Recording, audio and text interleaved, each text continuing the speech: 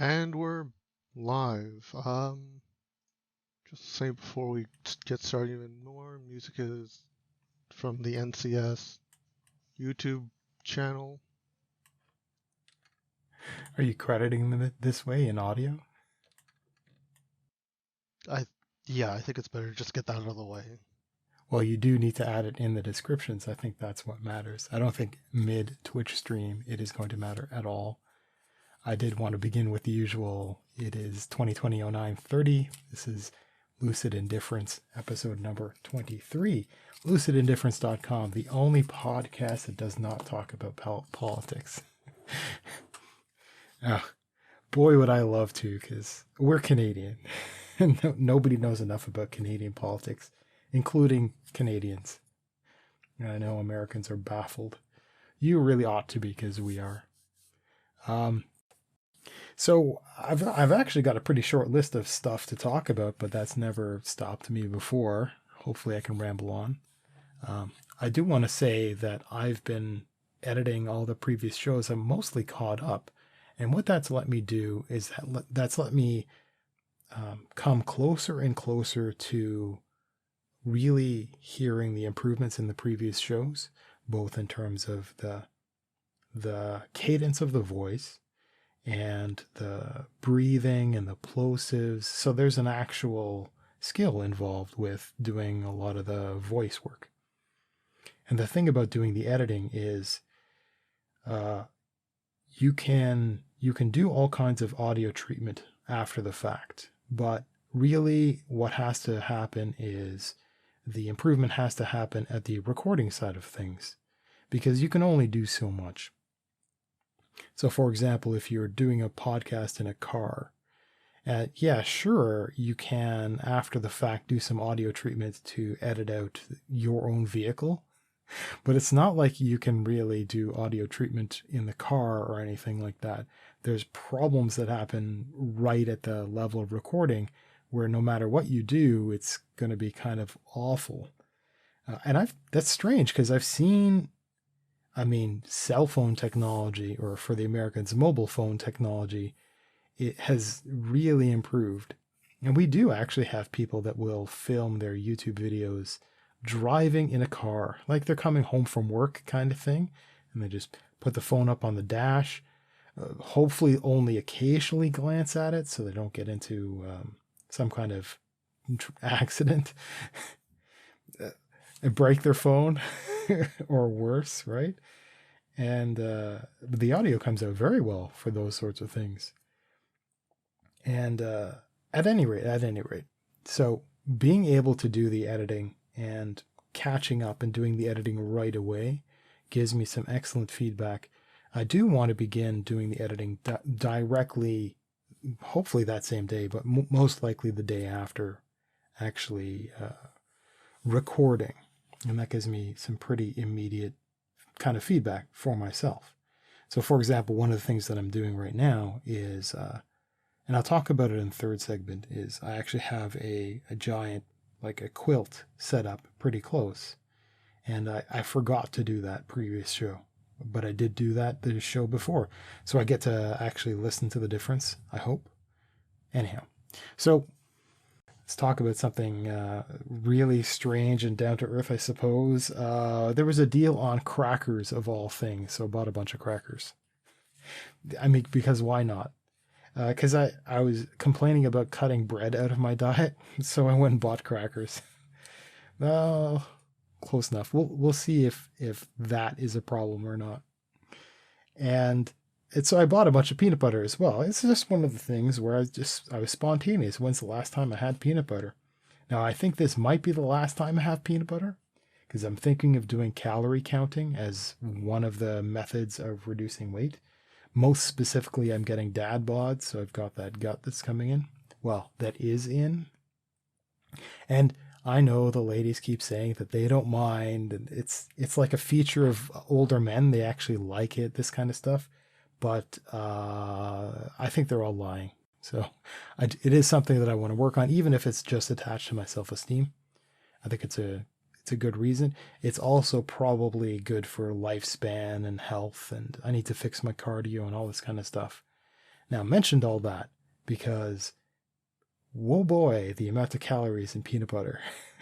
Now, I knew there was a lot, and there's a reason that like there's peanut butter granola bar type stuff in survival kits where you get like the you chew it's what's the term from Lord of the Rings? There's actually two different. There's an elven kind and a dwarven kind of bread. It's like lemmas wafers, or I can't remember. Where you only need to eat a little bit of it, and it'll sustain you for the day. And so there's an equivalent that humans make in the real world with this survivalism, makes these kind of high calorie packed things, and they almost always have peanut butter in them because it's just a crazy amount of calories all packed in there. So I've been eating peanut butter and crackers, and I'm annoyed that I looked at the label, but I'm still eating it. I'm still going to finish it, and I'm going to learn this lesson, this high calorie lesson. Anyhow, I just decided, because I remember doing it once in the past, and it's been so long since I've eaten like crackers that I had to try it again. It's kind of a spontaneous thing. I decided to turn the cracker, put some peanut butter on it carefully so I don't split it in half, so crumbs don't fly all over the place and at 3 a.m. And so I decided that I would actually turn it upside down in my mouth, so it's peanut butter down on my tongue when I'm eating it. And I know it's the weirdest thing, and it sounds weird saying it, but it actually enhances the taste an incredible amount. Like, the difference is astonishing. And it's weird because the crackers that were on sale are like 4 different varieties. And you can't tell them apart because it's just all going to be peanut butter flavored. So I really don't care if it's vegetable melody or if it's whatever, multi-grain, this kind of stuff. It's never going to matter when you've got a good quality peanut butter on there. But turning it upside down, that makes a huge difference. It's going to make me kind of regret not doing this anymore if I give up on the peanut butter thing. Because it's like 250 calories for a tablespoon, something crazy like that. And, that's 2 crackers worth of peanut butter kind of thing. So I either learn to spread it real thin, and I really don't want to have like low calorie peanut butter or something like that. I'd rather just cut it out of my diet, kind of the sour grapes. Like I didn't want peanut butter anyway, and just switch to something else. And I might have to get rid of crackers as it is anyway, because carbs, because bread, because this kind of stuff.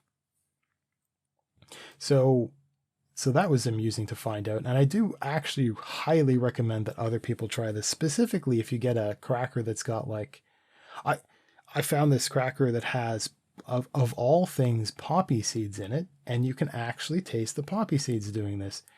But maybe it's also enhanced by mustard seeds, which I never would have thought I'd like, because I don't like real mustard. I like the crappy French's mustard. I don't like Dijon or any of these weird things. I have terrible taste. Minion knows this. I have terrible taste in everything. Oh, speaking of terrible taste. Okay, so everybody remembers my need for bacon. Again, I don't like bacon, but I have to eat it. And I'm feeling better having eaten it about like 45 minutes ago. And I hadn't been eating bacon recently, and I became a little more irritable. So I don't know. I'm still trying to nail it down, but I think I'm on to something still. And we got some new bacon, and it is absolutely atrocious. And it's out of the package. We just pulled it out and then froze a whole lot of it. And so Minion doesn't know what kind of bacon it is. It's just weird and smelly, and I don't know what tastes there are. So I know it's not maple, and it's some sort of smoky something or other. But I gotta eat it, right? Because I need bacon. So that might actually prompt me to go out and like out into that weird outer net and go buy some actual bacon at a grocery store. But like, given the times, it is important to not go out. So that's that's not something I'm looking forward to doing. Minion, you were shocked that it took 2.5 hours to go grocery shopping before. You're like, oh, there's a lineup outside this place. And you decided to go to like 4 different grocery stores. Yeah, I'm never going to do that. No. What? You were confused that I would just go out and go to one grocery store? I think that's something you're going to have to learn to do as well. It's just go out. If you want to go to Walmart, which it's probably the last place you go to. If you go to Walmart, you should go to Walmart for more than just groceries. So you can actually have like a reason to be there. But for if you want to go out, just pick one place and just go there. And that way you're not exposed to multiple places. Which is, again, Canada's doing great, so it's not actually a big deal. I don't think anywhere in Canada has it's the weirdest concern, but I don't think Halloween is canceled here, which it's weird. So I know that there's going to be a huge scarring impact on the young because of all of this, because now we have parents that are putting masks on children and stuff like this, which, yeah, I've got there are consequences for children. I don't think adults remember being children well enough to know just how there's kind of a guilt that exists in the young where they really want to be out of the way. I've talked about this before, when now the kids are going to feel really bad about showing their faces or breathing near one another or getting close to anybody, etc. So in Ontario, there was this education was being infected by the notion that children need to be protected. And back then, everything started getting torn down and made padded and safe and withdrawn more and more inside rather than having outdoor play. And it has damaged every child in Canada since the 70s, and it's just gotten progressively worse. And we see the results in adults now. And there are going to be incalculable damages psychologically to generations of kids that are going to be influenced by the concept of social distance in a class. That is preposterous. And my worry about Halloween was that it's a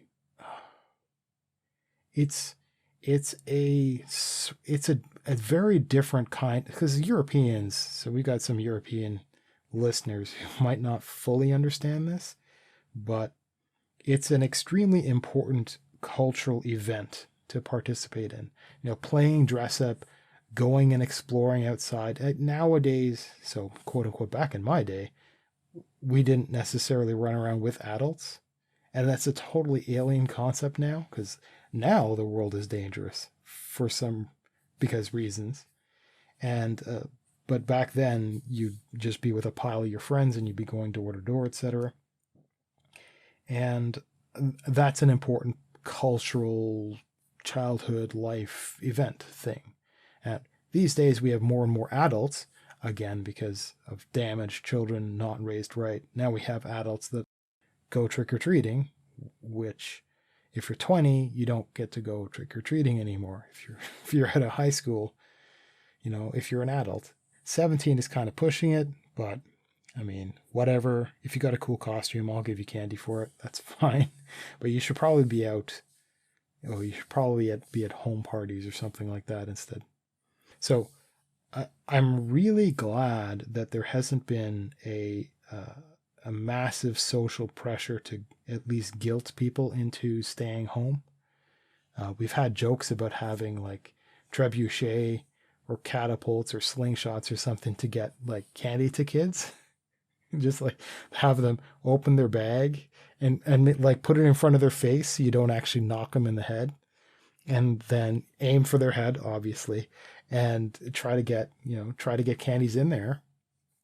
And what I'm gonna do, I actually, I mean, for the first time in years, I actually do want to sit out there and give candy to kids, to, I guess, to parents that are brave enough to like send their kids kind of door to door kind of thing. And I bought a bunch of candy and all this kind of stuff, and I'll be out there. And what I ended up doing is I'm thinking to myself, okay, well, we've got this social problem that's happening with touching stuff, and that's really not a good thing. Civilizationally, I guess I should say. So what I'm doing is I'm going to put the candy in. They're still in boxes, so there's never going to be in little wrappers or anything like that. So they're going to be brand name boxes kind of thing. So like little party size packs of Smarties or Snickers or something like this.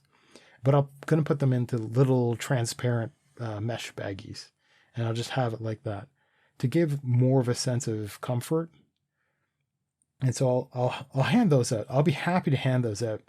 And the thing, it's been on my mind for so many years. It's been on one of my Amazon wish lists for literally years. And before that, had it bookmarked. When I was a kid, I cannot recall when I was first introduced to them, but I want to think that it was from Halloween. But I'm going to do it for Halloween, which is to introduce a generation of kids brave enough to go door to door to the assemble it yourself foam airplanes with a little propeller out front. They're not rubber band driven or anything like that, but they come disassembled in these like IKEA style flat packed kind of thing.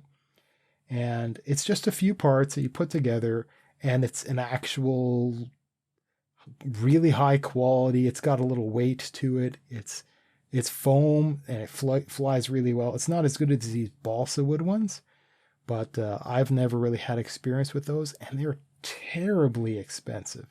So that's right out. But I found a bunch of these airplanes in bulk, and I might just give them away to parents that come, just because there might be some problems if a kid assembles their plane and starts throwing around the house. While funny, I would not want to participate in something like that. So it would be a good idea to hand it to a parent.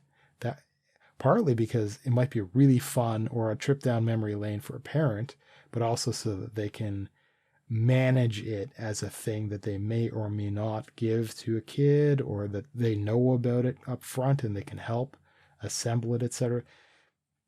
I mean, if the kid is 12, then I don't see any problem whatsoever. But again, I'm not their parent.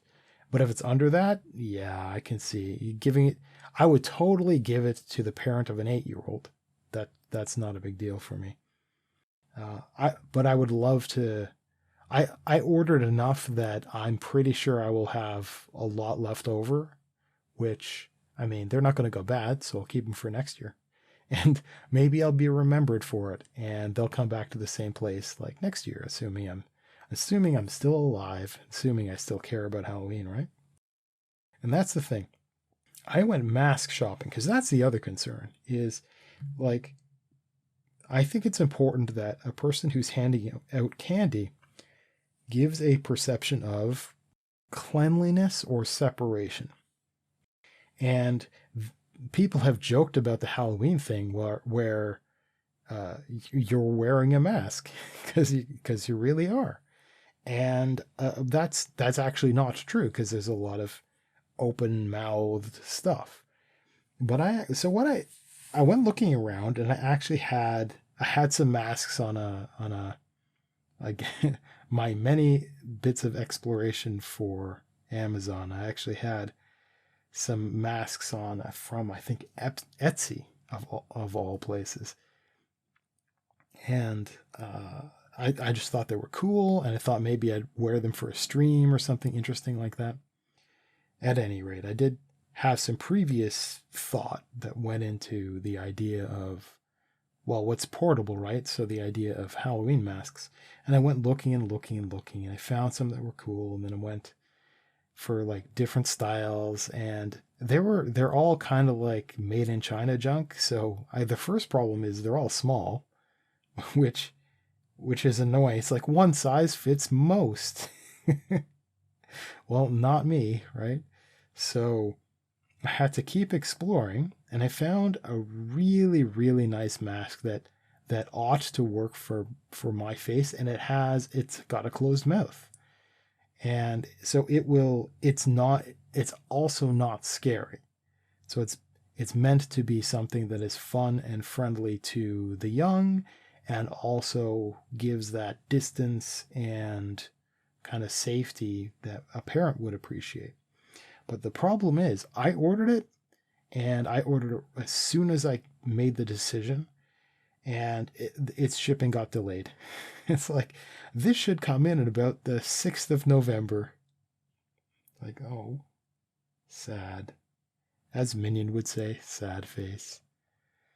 So that kind of sucks. So I'm not sure if I should like order something else or just not care, or like call this entire Halloween off and just throw my hands up and turn all my lights off and stay home and all this kind of stuff.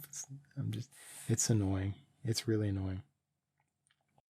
So on to some other weird topic. I'm actually thinking of using these as part of the Halloween stuff, just like draping them over a chair or something. But I bought some new sheets, and I've been going on about spending a little bit of money on improving your sleep conditions.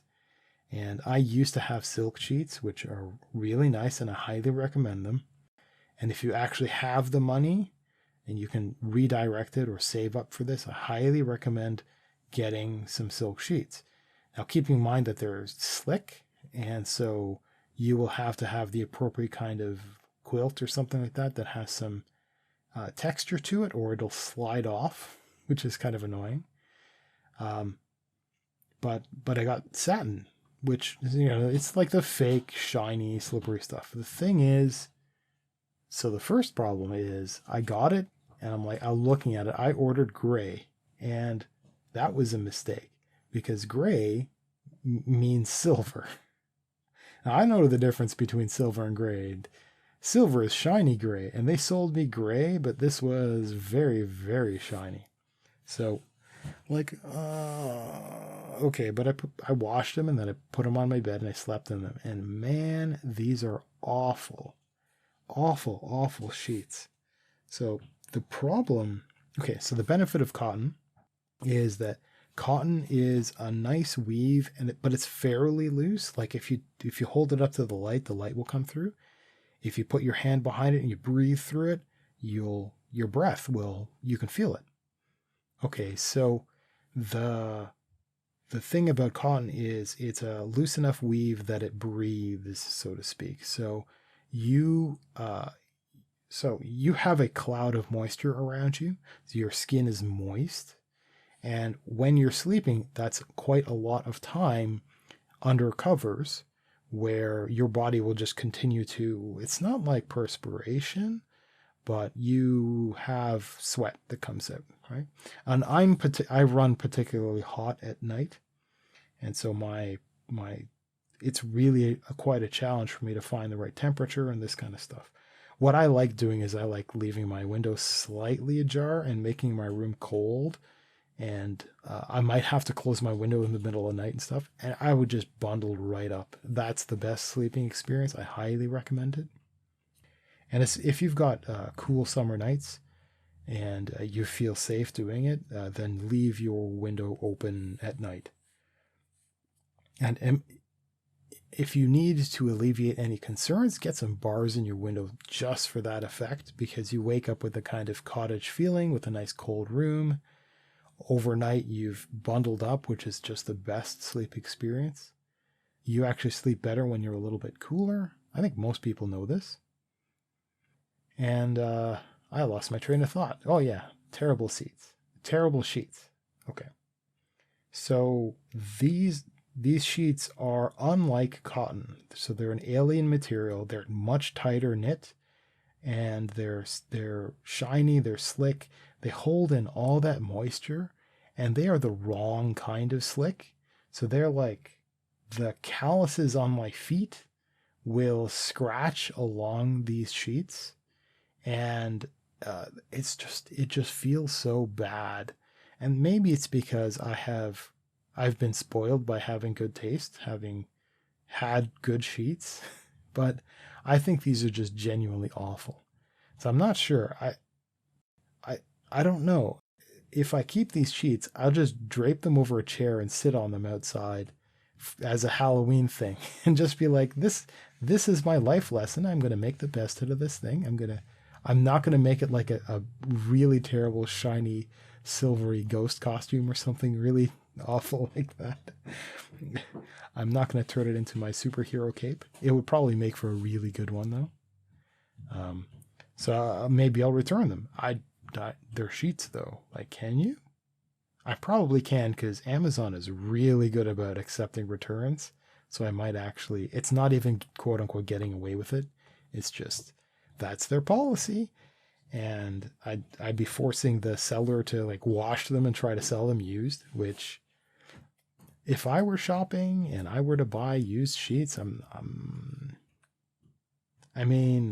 probably wouldn't. I'd probably be like, I'll spend the extra $10 and get something that's new, or rather the reverse. Like I'll pay normal price because I'm not buying a hat used. I'm not buying clothes used under like online or under some really suspect conditions. I'll buy them from like I don't know if it's the same everywhere, but we've got what's the Salvation Army is one thrift store place, and they're all trustworthy with the clothes. They actually have a really solid laundering procedure. So if you actually go to a place, buy the item first, but when you buy an item and you bring it home, so you don't do this in the actual place, but smell it, and it will smell off. It will smell unlike other laundered stuff. It's because they chemically treat the clothes.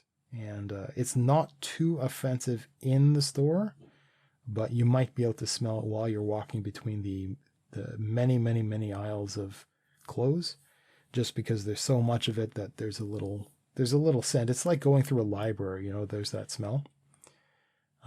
There's a little leftover scent from their laundering process. So that's the sheets thing. Okay, so I'm going to talk about documentation. So I had talked about earlier, I've talked about the difference in people, and that there are some people that aren't bothered by typos. They don't really read a lot of stuff. They won't notice a lot of things. They might not even be a very good written communicator, this kind of stuff. And there's another sort of person who fixates on problems with written language, and they're really into it. They might actually see people who are poor at that as being less intelligent, which is false. So there's a disconnect that happens there. Well, I'm of that sort. I read everything, and I don't just read everything as some sort of compulsion. I like documentation. It's been my industry before, and I really like using it for even teaching my future self. So I leave notes for my future self explaining what I'm doing. Not always very well, but I do it. I try. And I will read my past notes, and I'll also read the documentation for every object of significance, probably every object that I buy. And I actually take it seriously. And you'd be surprised the little tidbits of stuff that you will learn by reading stuff. So, for example, I bought some ibuprofen, and I'm not a headachy person, and I'm a fairly natural person. So I've lived a life without adding salt to anything ever for any reason. even hesitating with adding it to bread that I bake myself. But I have experienced headaches and I've had a back problem, and having the correct pain medication would have saved me from a lot of grief. So it's something that I have to learn from. So I've got like pain medication on me at all times just in case. And I've got but I was looking through my pills, and because I don't really use this stuff, a bottle expired. I'm like, okay, well, so first off, I did go to the American, it happened to be the American military, and they did a study on, I must have explained this before, they did a study on understanding for emergency circumstances, the expiry, the actual expiry, the usable expiry of over-the-counter stuff. And pain medications were there. And so aspirin, for example, from the date on the bottle. And again, I actually went to them, so I recommend you, the listener, go to them. Don't take my word for it. But I actually read the documentation, and it's 15 years past the date on the bottle where it's still effective. And this is not true for all things. And in some things, you have to take it really seriously because it starts doing bad things when it expires. And in the case of something like vitamin C, instead of being an antioxidant, it becomes an oxidant. So some of the stuff you can do bad things to yourself by. So I in this particular case, I just decided it was cheap. I would discard it. I would get a new bottle because this was important stuff, and I would need it at full strength. This kind of stuff. And I was actually reading. Sometimes you can peel the label back and there'll be like a little fold out, or there will be information on the back of the label. Sometimes there might be a little insert in the box. And a lot of people will ignore these things, but I read it. I read it for ibuprofen of all things. And I'm reading through it. And the reason why I wanted pain medication is I'm getting dehydrated at night because I've had some water problems, some hydration issues, which I'm going to address with I have some electrolyte pills that are coming in, and maybe that will do something. And there's like magical electrolyte water that you can buy that I'm thinking of getting, maybe, right? And like, you're worried about electrolytes? There's like Gatorade powder that I have you could use. Yeah, well, the thing is, I was looking at stuff that is specifically designed for dehydration. And I know Gatorade wants to sell itself as kind of a sports drink stuff, but I wanted to go to something that's a little more clinical about the problem. And so I don't need it as kind of an entertainment thing. Like, you drink Gatorade because it's tasty. Well, I don't. I want to solve a problem. I probably won't like the taste of Gatorade. And if I like the taste, you know what I'm like with stuff. If I like the taste of Gatorade, I'll just start drinking it, and then I won't have it anymore. The entire point is that I have a solution for this problem, not that I create a new element in my diet that I will just want all the time. So I'll just binge on it. So having pills for a specific problem, or having like this 1 liter bottle of electrolyte infused magic, with added zinc and this kind of stuff, that's clinical enough, that's separate enough from diet that I can just have it in the equivalent of a medicine cabinet. And so that's the problem I'm trying to solve. It's the hydration thing. So, and one of the things that you might want to consider having this stuff on hand for is for a hangover. And I don't have a problem with hangovers because I don't drink. But if I do drink, I'll have a hangover before I finish a glass of beer. I'm very sensitive, and it's really bad. And so I avoid this stuff. And I understand that there are social reasons for drinking, and I can do it if I want to. There are actually, well, I'll totally get derailed by this because it's interesting to me. Okay, I can't explain it well, but I wrote notes somewhere. I've got like a little thing on the side of stuff that I might want to buy for this specific thing, because alcohol is a real big problem for me. There's actually a set of pills that you can take before drinking and after drinking, with a kind of a prescribed way of handling things. And of course you need to drink a lot of water, this kind of stuff, to help you reduce the problems of a hangover. Okay.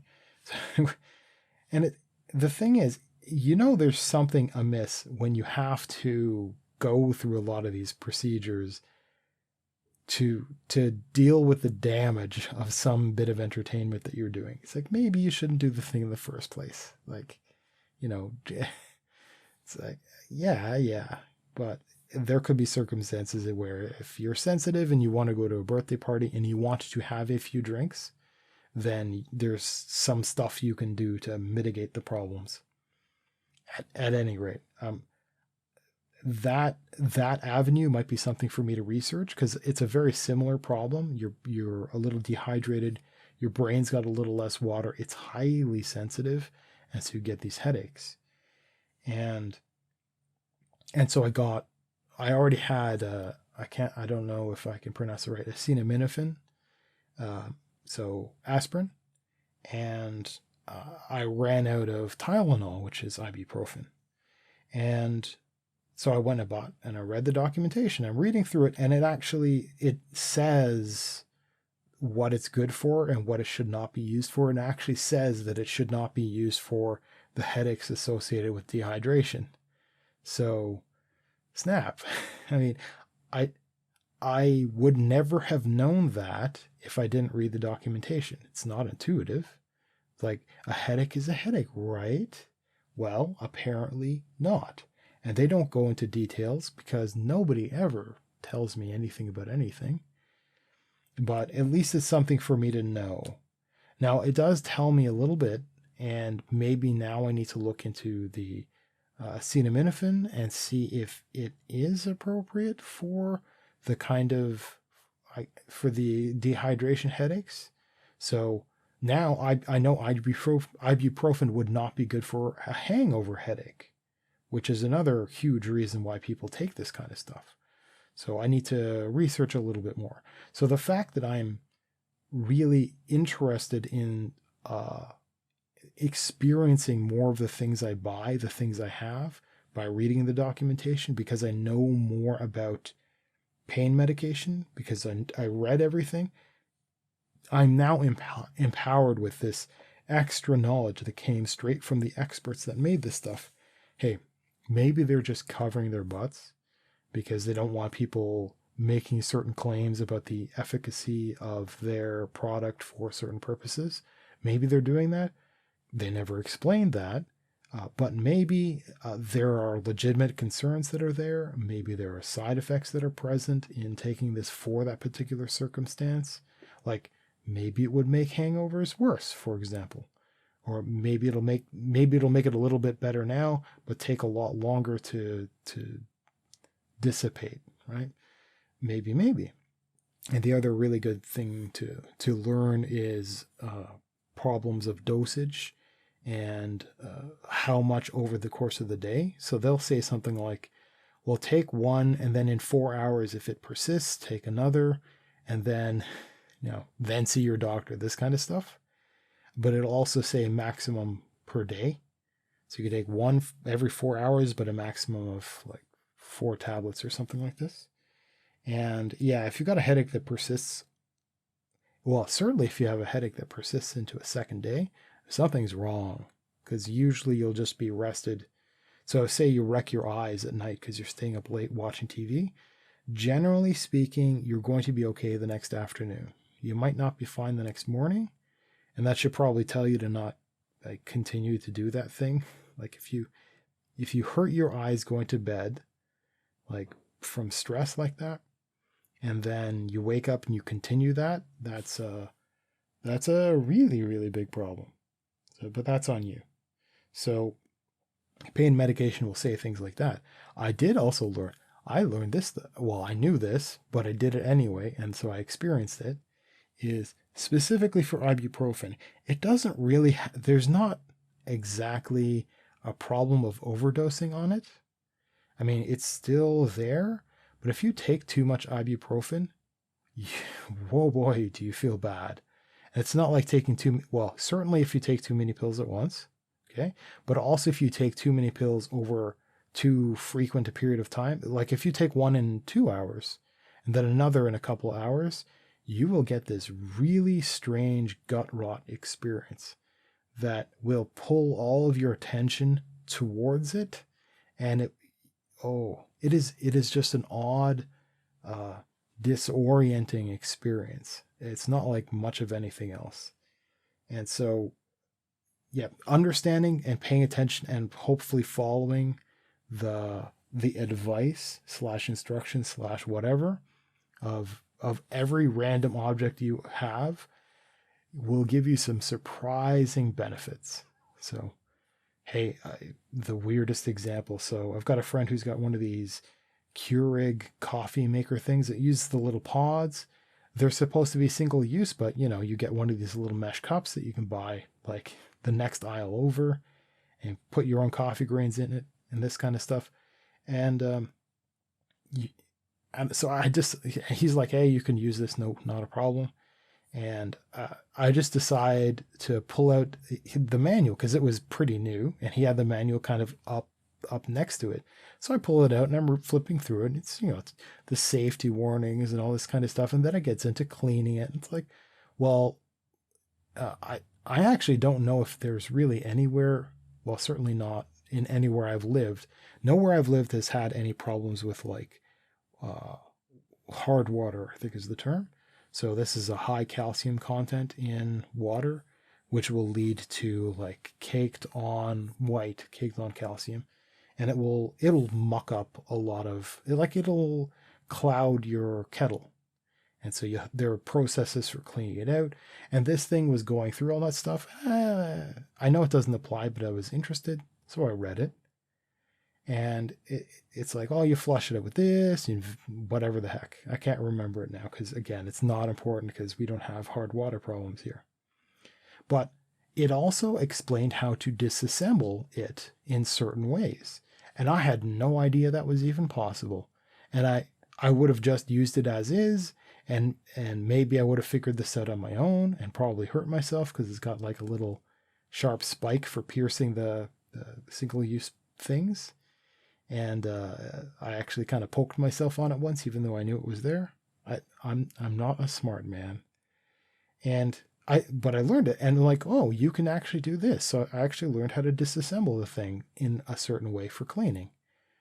Which, of course you can do that, because you can imagine you have these flavored pods, and you could have more than one person in a household, and maybe they want to make coffee back to back, but you don't want the flavor of one influencing the flavor of another, because maybe they'll have different tastes.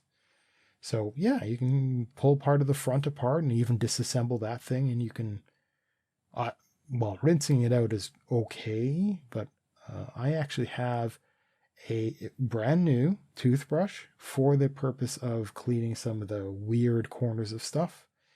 It's very rarely used, but if you've got stuff like the coffee maker stuff, and it just helps a little bit, and even if you only use it occasionally, because you're the only person that uses it, or because other people just don't care, just clean.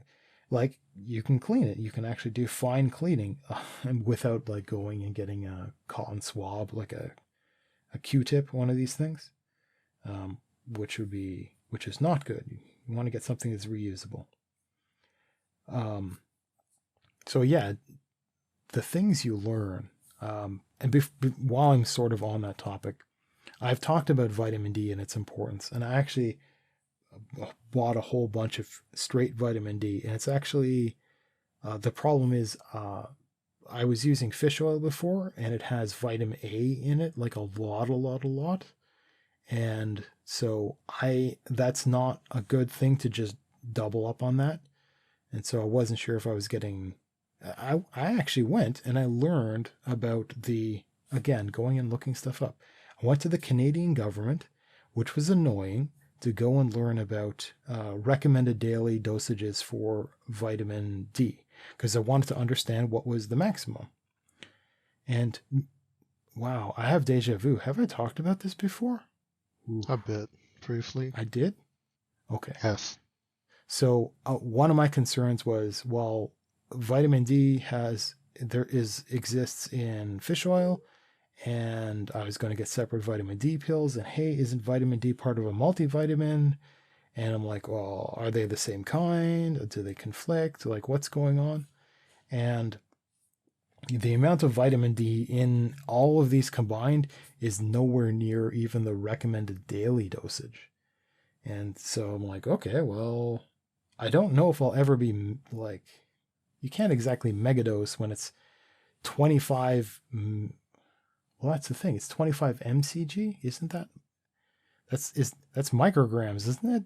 Or is that, because mg is milligrams. So the units are a little bit off. So I have to look at like the conversions for IU or something like this to understand. Like, I would have to take dozens of pills to actually reach the daily recommendations of that our government gives. So I'm not sure what's going on there. Well, okay, so we're coming up on a break. I want to end on the Minions orange juice experience. Do you want to try explaining it in a few minutes, Minion? Or do you want me to? I mean, long story short, there's a container with well, I just want to deal with simplicity.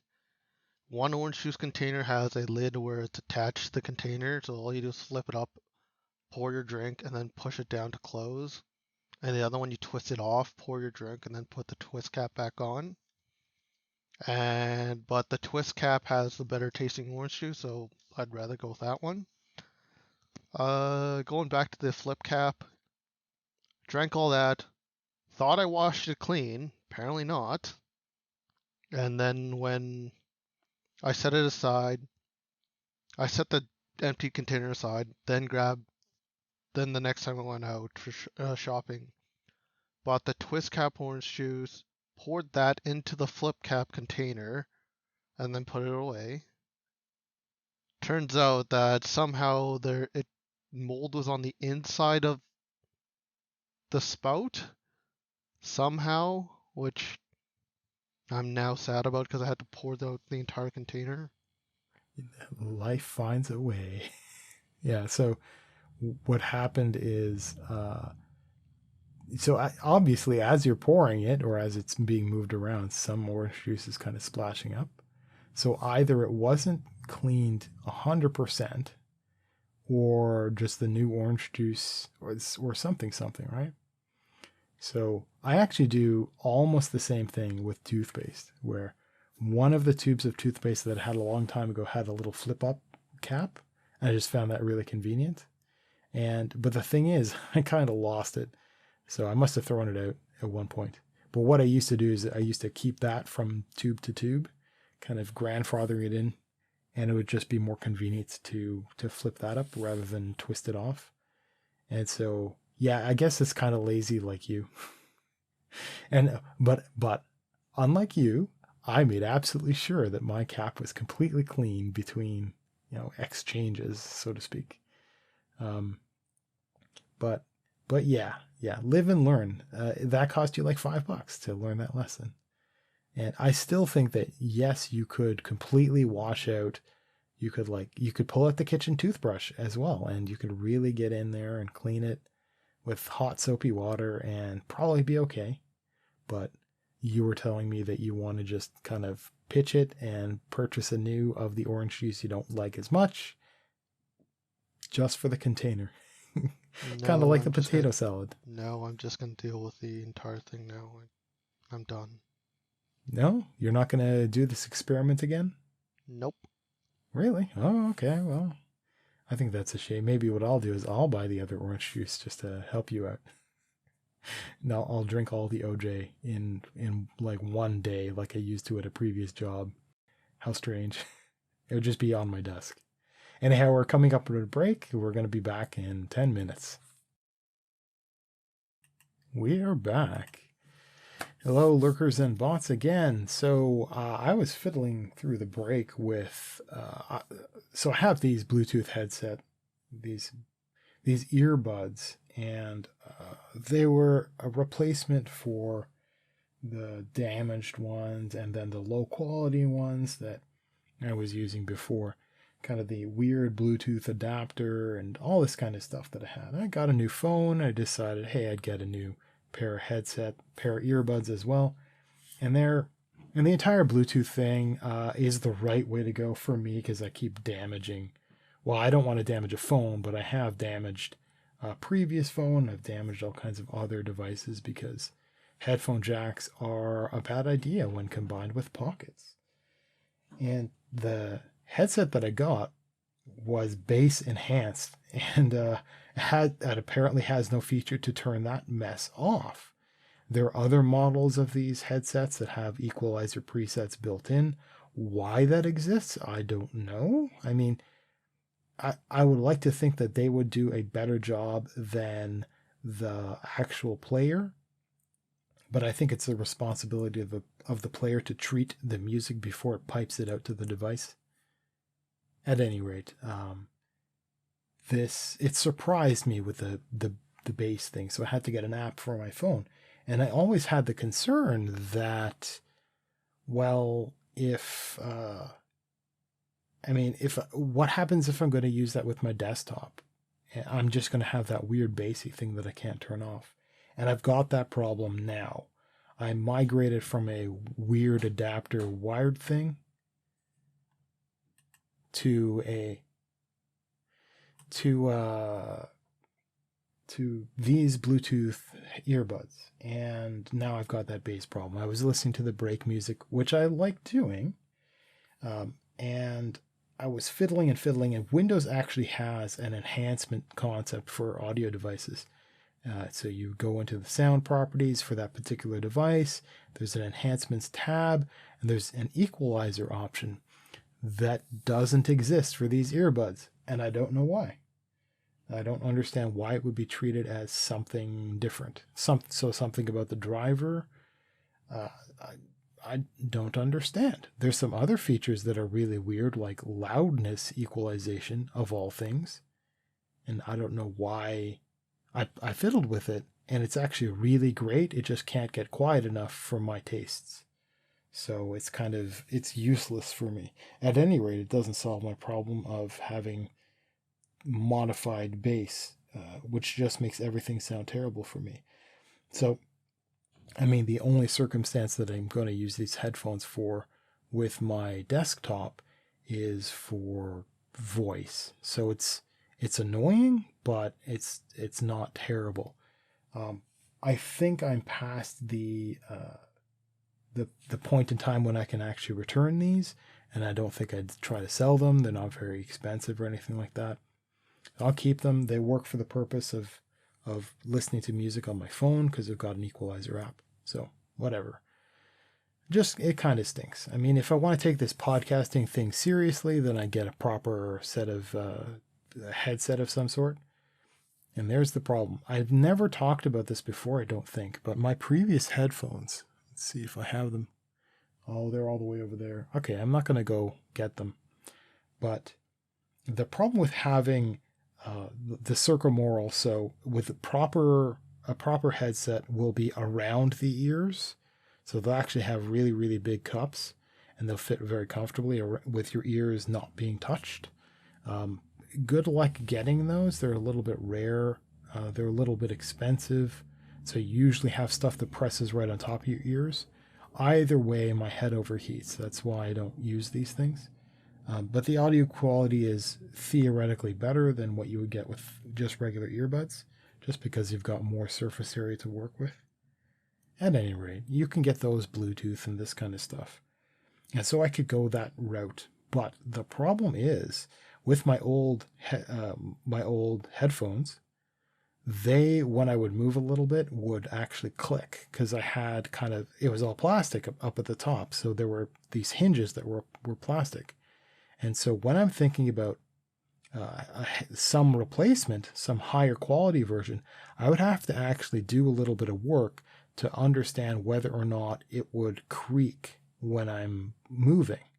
And this is the sort of stuff that I'm kind of glad I learned this very early on in the audio experience. And it's strange because apparently I have certain gestures as I'm speaking, because when I'm doing the audio editing from scratch, like by hand, listening to everything, I could hear patterns in the ways the clicks happened. And I figured out that it was the headset. It's not obvious that that was the case. It was just these weird little clicks.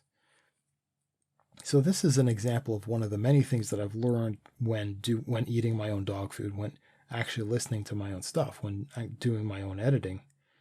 And so it's like, well, this is something where I might not be able to solve the problem by throwing money at it.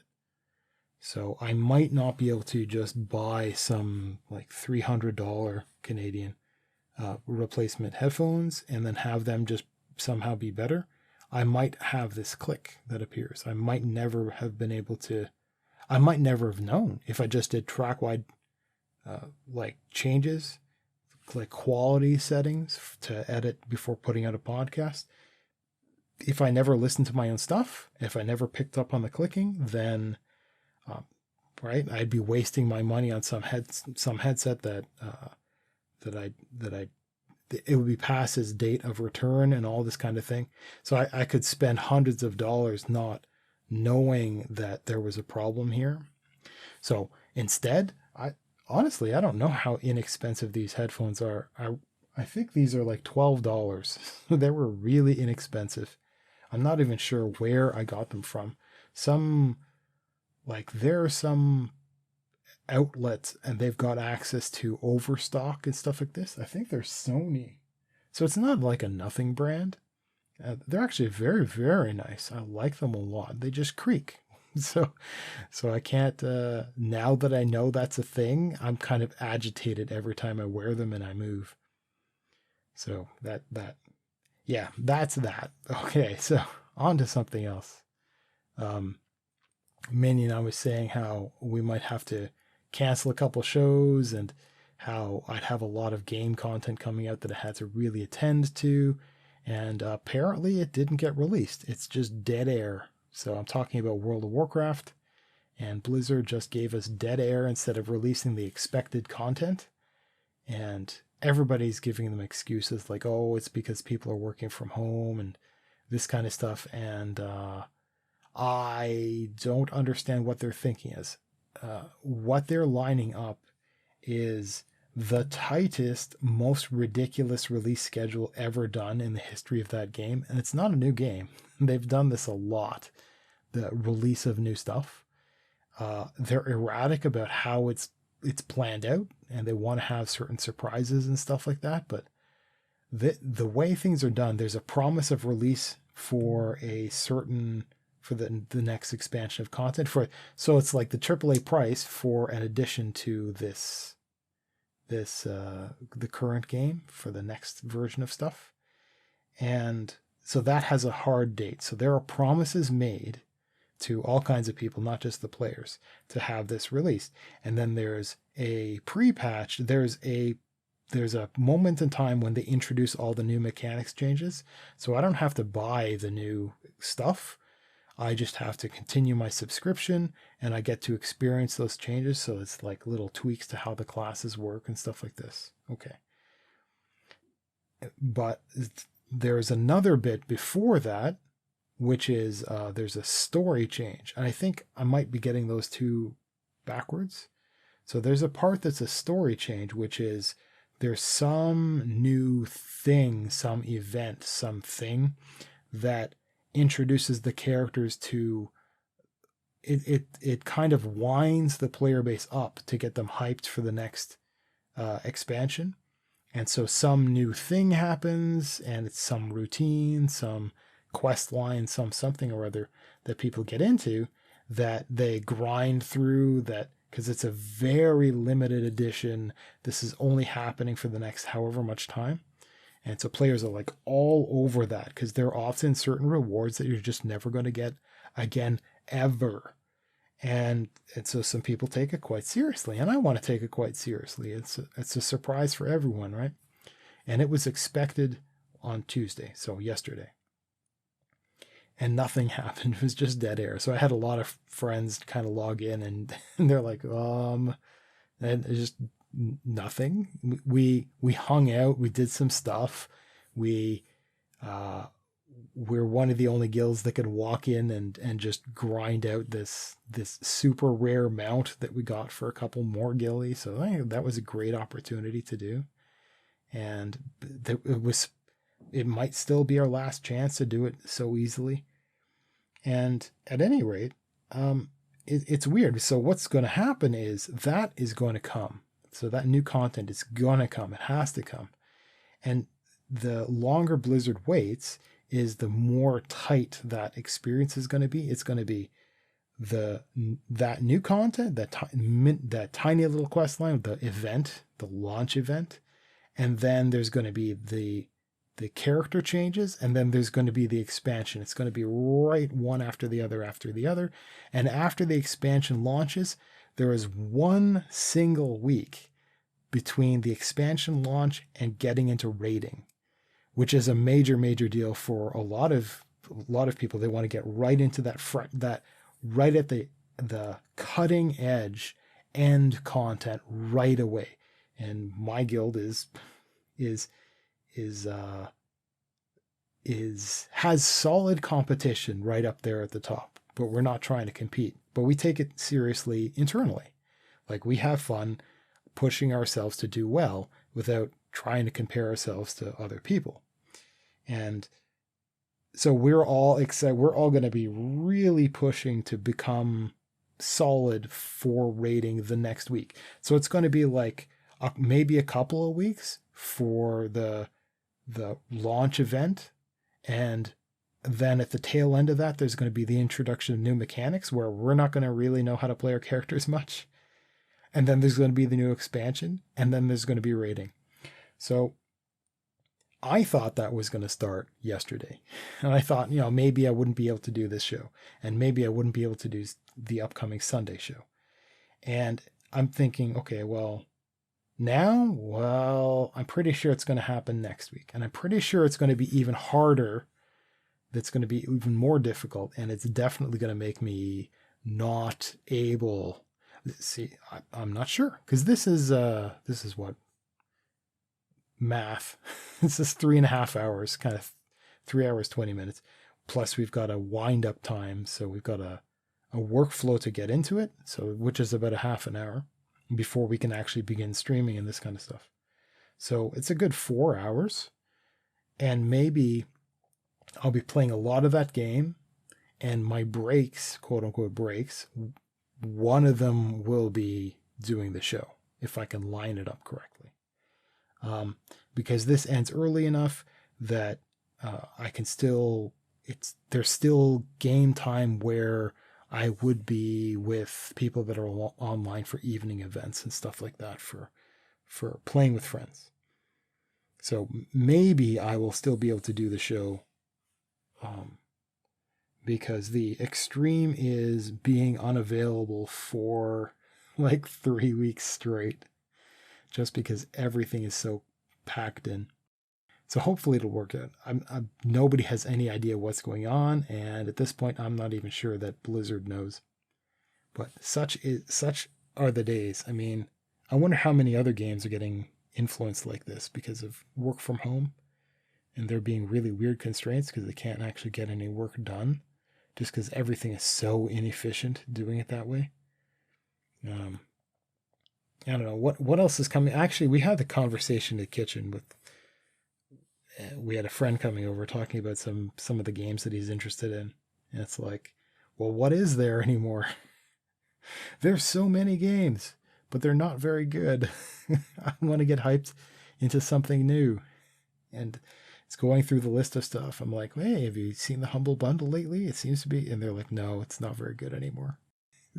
There's not even one title that's any good. I'm like, yeah, I don't know. Humble Choice is pretty good. I'm grandfathered in, so I get like 9 out of 10 choices. So I mean, I'll find stuff that's still okay.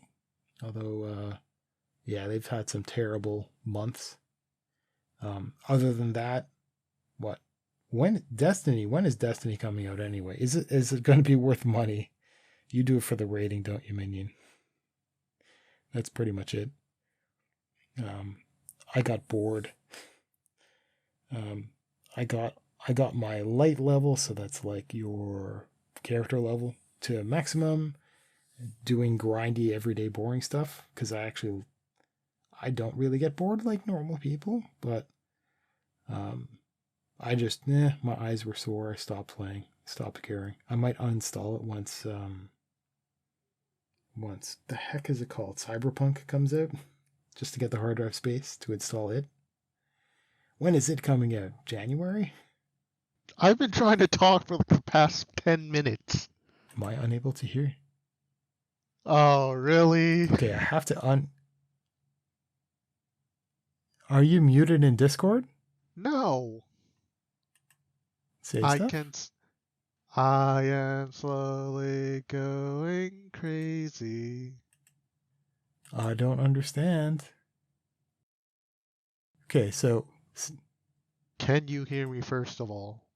okay, I can only hear you when I listen to the stream itself.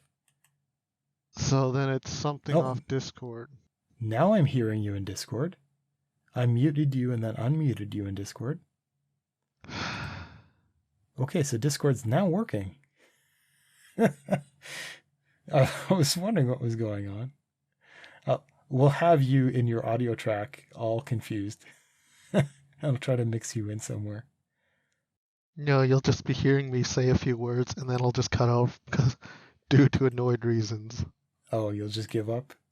Yep. Well, I mean, it's just like normal. I mean, if I could hear you, I'd probably ignore you anyway. Half the time. Okay, so let's start with, are there any good games that are coming out at all? Do good games exist anymore in these times, given that people are working from home? So now that a general amount of people have more time, to play, it's just the best way to describe it right now is not only are we in the best time for video games, due to some people who can't actually work due to the COVID thing, there's a backlog of games for people to play throughout the years and as each iteration comes. So you don't really have to look forward to new games, but you can go back and play years worth of games. That must stink for current games trying to actually release and make a living, because now they're competing with all of everybody's free time being scattered throughout, like, how many 100 games do I have in my Steam library, right? Well, it's always using Activision as the punching bag, and their stockholders as the main punching bag. Like, Activision was trying to appease stockholders because Call of Duty gets released essentially every year by different Yeah. by different developer studio. So the IP gets passed around? Well, they got like 3 studios making Call of Duty, but in their own way. But it's published by Activision, and they're expecting stocks to go up every year, but you can't make more money. But at some point, it caps off. So you have the unreal expectation of making more money than lots of money. So a lot of businesses are getting into this problem, aren't they? Where, like, I know Blizzard, they made more. This was not a recent thing, but they made, okay, so you're making profit, which should be good enough. However, when you're a public company, you want to make more profit than before. So it's like Blizzard, they're like, World of Warcraft's doing great. It's actually not doing great. It's just doing better in China. So overall, it's doing great. And They're like, so we're doing great. So they made a profit, but it wasn't good enough, and everybody was unhappy. All their stockholders were upset. So it's like going public as a company is probably the worst thing you can do, because now you have to appease an entire. Yeah, so I like all these games. Yeah, there's a limit to. It's like we've said in a previous show, like all games are now competing with all other games because they're all based around how much attention they can get. So now a puzzle game is competing against a first person shooter, is competing against a strategy game, is competing against whatever, because they all require hours of the day. And so a company can't come out with even a remaster of some old game and expect anything, because now they're trying to take time away from an ever increasing base of other games. Like, I went looking to see how many games I've got. I'm not even sure how to count them, but the stuff that is just uncategorized is 717. And so I'm pretty sure I can tack on another 50, maybe more. So you can imagine each one of those games, some of them are going to be terrible indie games, and maybe some of them are going to have controls that I hate so much that I can't play the game.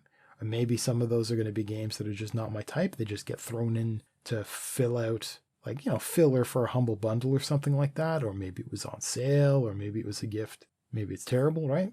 But enough of those are going to be multi-hour experiences. And maybe some of those would still be viable multiplayer games. And so I could play them like for a lot if I like them, right? And maybe some of them will be like Elite Dangerous, where maybe I'd be playing it for days on end. And so every new game has to compete with all of that. Good luck, guys. Good luck. And they expect to make profit on top of that with like microtransactions or something stupid like this. God. I think World of Warcraft is going to have to go that direction somehow.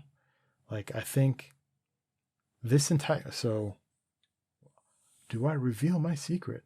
Yeah, okay, I can reveal it because Blizzard learned about it and fixed the problem. Okay, so, problem, quote unquote. So there was a point in time, it was a garrison expansion. So there was a one where you could like build up your own little private base and hire followers, and it's just a stupid mini game. And I learned that there was one way for you to kind of generate revenue with that setup if you did it correctly. And so I'm like, And so I ended up creating additional characters just for taking advantage of certain circumstances. And I made the game free to play. And it earned so much money that I actually made the game free to play for 2 expansions. And Blizzard knew about this, and they ended up closing that bottleneck, and I went broke, right? Because there's no way to actually make money in the game. And I asked around. They're like, oh, you just play the auction house. I'm like, I don't want to do that. How do I make money? Well, you can't. So Blizzard's solution is you purchase gold from them. Like, okay. So now I essentially have to have a subscription fee, which is kind of stupid. So I'm paying AAA for the expansion, then I'm paying a monthly subscription, and now I'm paying to actually have enough gold to do basic stuff in the game. Because I literally ran out, I think 2 weeks ago. So I can't do certain things anymore, just I have no gold, and I have no ability to make it. I can go kill stuff, but that doesn't get me gold. So there's nothing there. So next expansion, I'm facing this. So it's like, that's Blizzard's profitability is selling a product and a subscription and trying to con people into doing stuff to because I don't care about buying pets or mounts or anything dumb like that. They're not good enough. Blizzard has bad taste in art.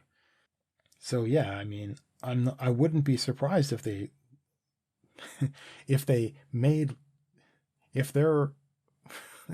how do we even explain it? You'd say they'd lose money, but no, if their profit wasn't as even greater than they expected. Like, what a weird world to live in for that. So yeah, so okay, so that was Activision. So, but really, what other games are coming out? Because a lot of people are like, well, I want something that's the latest and greatest, that's pretty. So, like, Path of Exile has a version 2 that's coming out that I'm pretty interested in, because the game is just an absolute mess. Right now, there isn't any new games to really look forward to other than Cyberpunk 2077, assuming it doesn't get delayed, hopefully. There's because of the next generation of consoles coming out, most games are kept in secret. Oh, they're all holding back for a release because everything is multi-platform these days. There's some exclusives, right? Still, but yeah, going back to did we even talk about Microsoft purchasing ZeniMax at all, or? No, we haven't. Did you want to? Well, they purchased a few things, and how every other group is reporting it. ZeniMax has a few studios that have a PlayStation only release, and Microsoft kept it in honor. Well, they said that. Who knows if they will? I mean, Well, legally speaking, if they have to, they have to. Well, not that Microsoft obeys the law. Not that they'll care, but there's been, for an example, there was I think it's a Tomb Raider game. I can't remember which one, but everyone thought it was exclusive to Xbox, but it was only a year exclusivity. Time locked, yeah. Yeah. Or time gated? I can't remember the term. They might as well be the exact same thing. So, what you're saying is that all these game studios, they're not shutting down. They're still working, however slow, and they're waiting for this new generation of consoles, and then they're releasing, well, at least on one of the consoles, and hopefully also on the PC. But I mean, a yearly exclusive. It's up to the developer's decision. Because Microsoft has a Windows something platform, and if it can run on that, then it can go on console or PC. Yeah, I heard about that. So Microsoft has been working on the holy grail of having the same code base working across different platforms. They kind of have some phone stuff going. They redid Windows, so Windows 10 actually, there was a lot of rework that would make all this happen, and the new Xbox is going to have a lot of Windows-like stuff to make it trivial for developers to target both Xbox and Windows, which is incredible.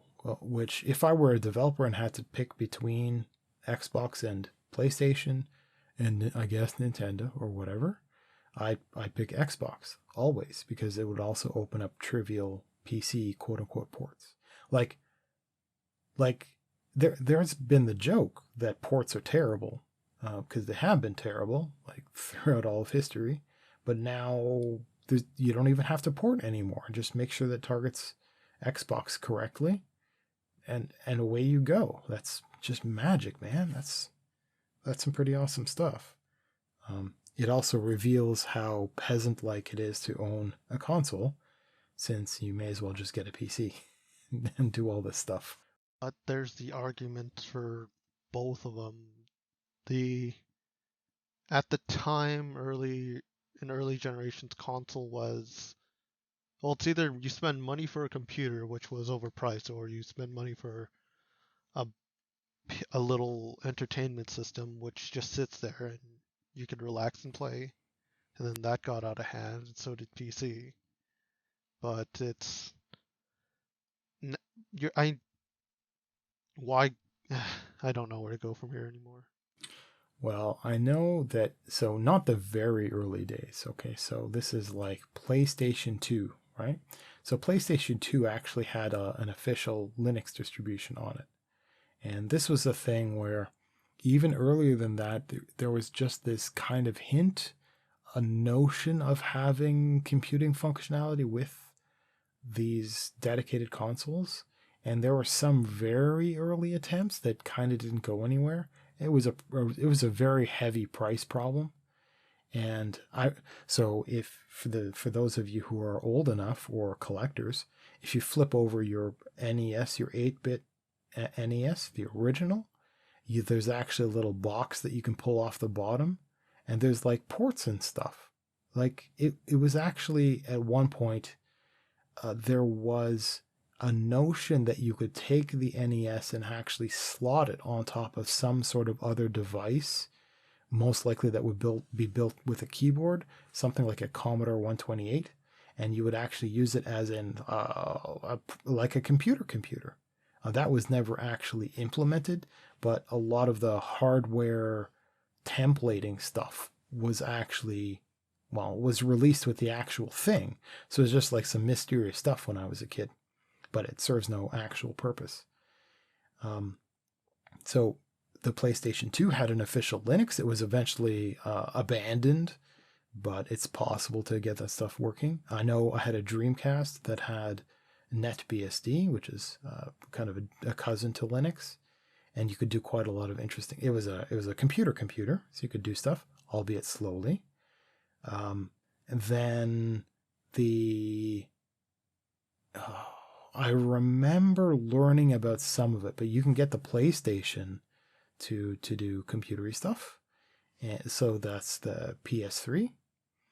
And the PS3 is rather fascinating. So the PS3 is still, PS4 is out now. Okay, so I think it was the PS3 that some people really, really packed around in there to understand how things are going. And they had an actual running, I think it was NetBSD. So they actually had a working operating system cooked in right next door to one of the CPUs, like one of the main CPUs that was in there. They already had a BSD running in there. And so an Xbox, I think, had some hackery at one point that allowed it to kind of turn it into a computer. But the thing, we've always known that if it's got computing ability in there, I mean, that's what a CPU does. That's how computers work, right? That's a game system is a computer, and it's just a bad one. it's a terrible one, and the fact that Microsoft has the Xbox and it's brazenly computer-like, but you can't do stuff on it. It's just like incredibly heavily customized Windows 10 that's crippled, that doesn't let you install your own software, this kind of stuff. So it's very much like a computer. It's just playing pretend at being a console. I find it rather upsetting. Like, what I want to learn is what could a console offer me that a desktop hardware, like a proper PC, can't.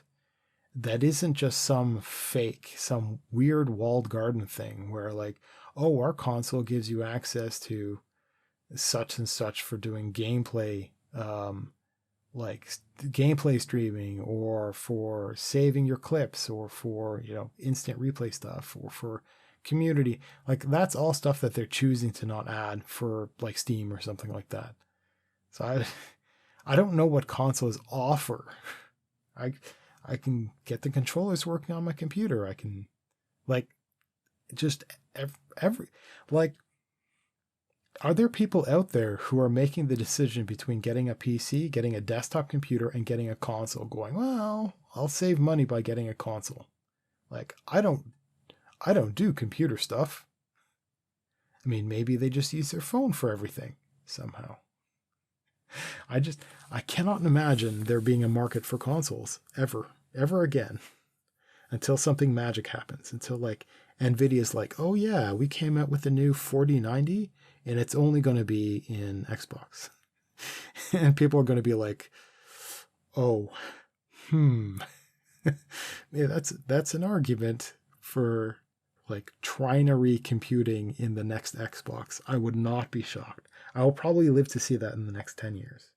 Trinary computing, and if these guys are real bright, bake them into consoles and watch all the PC users like cry. They're like, consoles are supposed to be peasants. But it wouldn't be the case. Oh man, I may as well go on that tangent because I guarantee I have something there. Okay. We have the problem of generations of consoles migrating away from compatibility with their old stuff. These days, they're now getting all that stuff as downloads again, which is really nice to see. But consoles... Except for Nintendo, they're really being stingy. Yeah. Bad with it. The problem is hardware doesn't last forever. Neither do their cartridges or whatever, right? So that's really annoying because I want to buy something and have it forever. Like, see my previous ranting about my DVDs. Now, there is an option there where if their next platform jump, their next hardware leap, went to trinary CPUs and memory, and all the new games were built targeting those concepts, though all those concepts could be done in the new refreshed hardware of consoles, that physically cannot exist in the land of PCs, right? The very best hardware today, doesn't matter how many tens of thousands of dollars your hardware is, it's not going to be trinary at the hardware level. You can't play those games, period. They cannot be made to play on a PC. And trinary computing would be superior. It would be, if done right, if done right? If consoles are released properly, they would offer an incredible improvement. And they would offer actually, like legitimately, with a technical reason, legitimately exclusive stuff.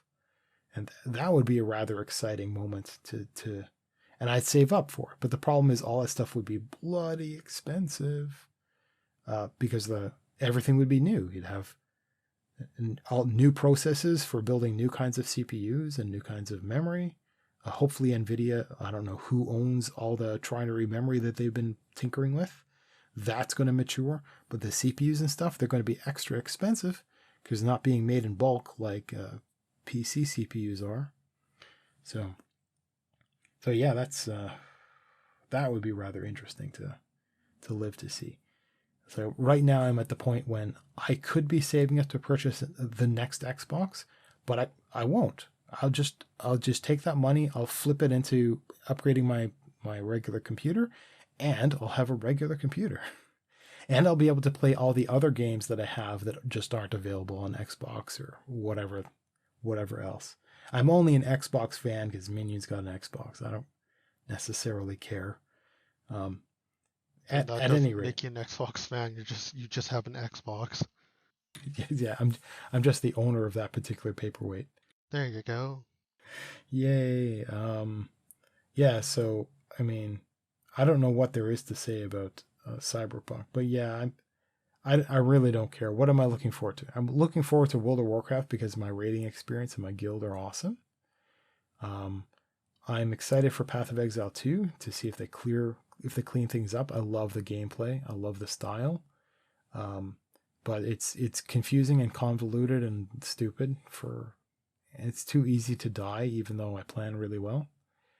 And other than that, Cyberpunk is only because you're interested in it. I wouldn't care. I mean, at all. It seems fun and choices and such. Sad face some Mass Effect, but hopefully these actually make an outcome, not outcome, but there is an outcome. Choices you do in the game, hopefully in the end it actually makes an effect. Well, the choice concept, so the alignment type of concept, is not new, not anywhere near new. Not alignment, but it's like you do this, and this and that, and then hopefully at the end your choice had an impact on the end. Yeah, so that notion is mature. right? So hopefully what will happen is they will take the best of all of the previous games, all of their experimentation with this notion. They'll learn from all those failures, and they'll make something that is the best of the history of the tinkering, right? So, I mean, if you like the concept, then hopefully they'll have the improved version of that concept. Now, lots of games have completely messed up something like that, messed up their core concept.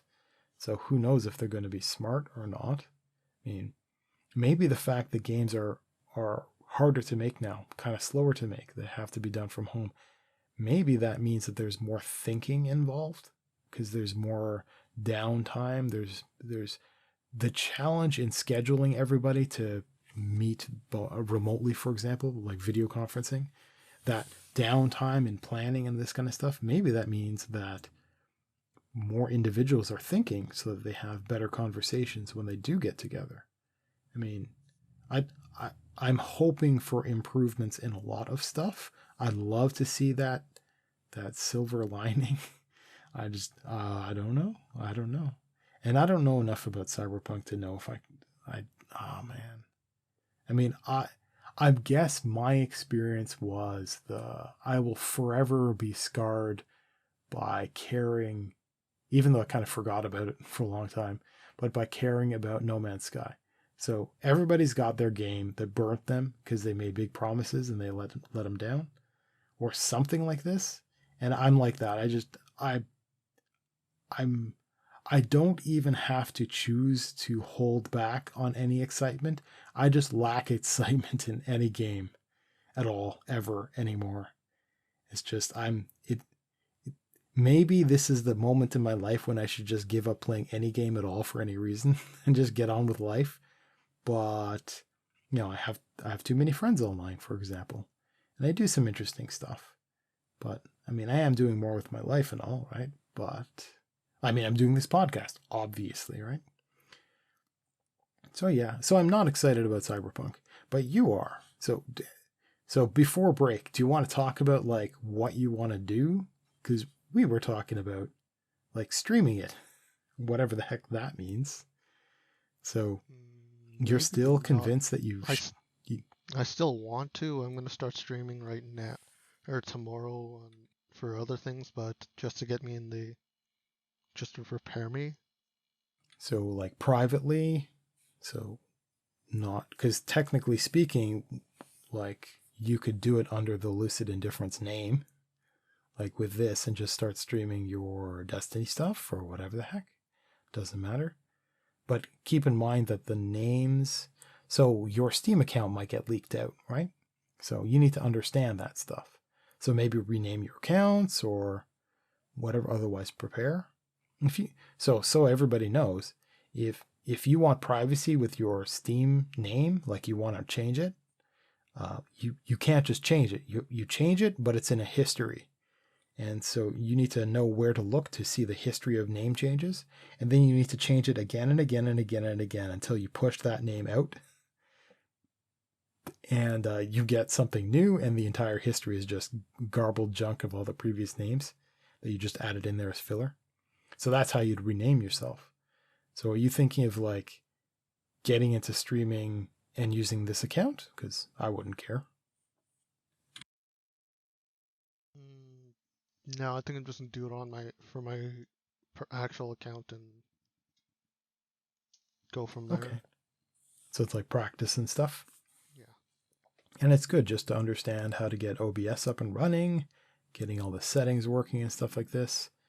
And understanding like there's all kinds of nuances that people don't fully appreciate until you actually get into the thick of stuff. Like this means that you will be ready by launch day for streaming, for streaming a new game, which that's the smart thing to do. So do you want to put your face on camera? Because like I said, nobody cares what you look like. It's only you. I think like maybe a week or two after when I get everything else good. Or no, Sure. at least a week after. Not right Yeah. now. I mean, keep in mind, probably nobody will watch your stream. Yeah. Like, you need to get your guildies all hyped about it. Get them all watching. Get into PvP and maybe make your opponents watch your streams. Kick their butts anyway. And the other notion was to, like, I don't mind being a guest on a stream. like I don't know, maybe the gameplay and you would be there and I would just talk about rambly whatever random stuff just to fill time. I'll do this. We'll do the stream. We'll do like this podcast only while you're playing a video game. Cause that's already what we're doing. We're just not displaying your damn tablet. So yeah. we just have you playing whatever video game, and then your floating head occasionally ranting at stuff, and then me just podcasting for no reason. I mean, might as well be like that, I guess. I don't know that anybody has ever done that. It's the dumbest thing ever. Like, come for the podcast or come for the game. Whatever, we got you covered. Yeah, we could probably pull that off. So, and the other notion is actually having me play, which I don't know that I can talk and play at the same time, although maybe I can talk about the game while I'm playing it. Possibly, you know, what I'm thinking, this kind of stuff. So maybe there's value in that. But I haven't done streaming in a little while. My settings are probably still good. I think my DLive, there's like a key for doing restreaming that is not working at the moment, and stuff like that. But I mean, so I could dust myself off. I could do that as well. So, but it really does depend, like, because you were talking about having us play, I mean, not necessarily at the same time, but playing different characters and streaming and stuff like that. I don't mind getting involved in that stuff as long as you put effort into it. Yeah, I mean, the thing about everything you've ever done is you might be interested in something, talk about it, actually do it for a bit, and then dip. Yeah, basically that. So I mean, this podcast has lasted a while, but I've worked on improving it. I made a major breakthrough earlier today, which, I mean, we'll talk about in segment 3. But you, I mean, buying a video card and learning how to stream is not, there's more than that. There's more coming up. Anyhow, yeah, as usual, we're coming up on a break. We're going to be back in, I think, 11 minutes or so. I will see you guys for segment 3 shortly. And well, I'm back. I was just going to wait until I could hear you speak. Say something one more time. Ramble, ramble, ramble. Okay, well, that was a really weird thing that happened earlier. I'm not sure. Was it a Discord thing? Because I didn't touch anything. So one of the reasons I have you...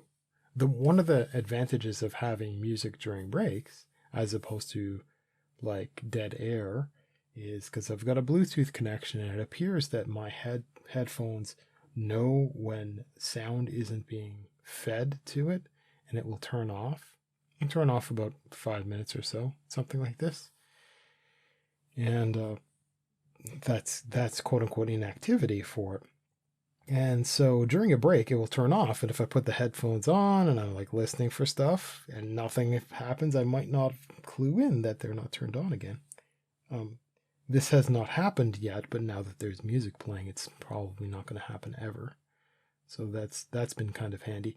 But I've never had an experience where where a minion, you've just kind of like been perma-muted. Tried to say something, or did say something, but you didn't just realize who it was when I was talking. Exactly. Yeah. Now, speaking of you saying stuff, you've got a habit of jumping in on the end of my sentences to speak, which is the weirdest thing to try to adjust in when I'm doing post-production, when I'm editing. so that's an improvement I'd like to hear you make one day. I'll point it out whenever it happens. Jump in your sentences? Yeah. So I'm speaking, then you jump right in at the end. and I can't hear you speak. I don't think I can jump in at the end ever because it chains off into something else immediately. Well, at least wait for the end of a sentence to say stuff, as opposed to in the middle of a couple of extra words. So I think you're going to need to have an ear for the way I speak. I tend to just wait a long time and find the gaps when you're done talking. Often you say you're done talking, which is funny, because you lose your you lose your way as well as me. So we still need to work on a show intro. Have you done any scripting or any thinking about this particular problem? It comes and goes, and it might as well just say it's sort of like writer's block, how I'll start thinking about it and then all of a sudden derp. Okay, so this is a particular version of writer's block, I suppose. I actually have a minor project for getting rid of writer's block. It just doesn't apply to this. So my earlier suggestion was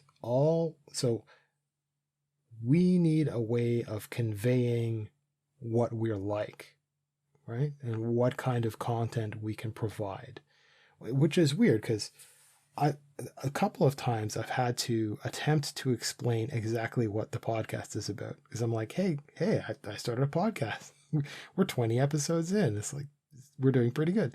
And the first thing they ask is, oh, what's it about? I have to say, it's about whatever. But there's no politics. And they're like, yeah, that sounds great. It looks like it sounds like you're really doing well. It's like, well, no, because really what I want to be able to do is get every person I ever talk to on board, get them to come, get them to listen. That's why having the website was really useful. That's why having playlists is really useful. So I think what I'm going to do is make the clips playlist much more visible via the website. Or specifically like embedding an intro video in the website, for example, and just pointing people there. And so what you could do is you've got access to all of the shows.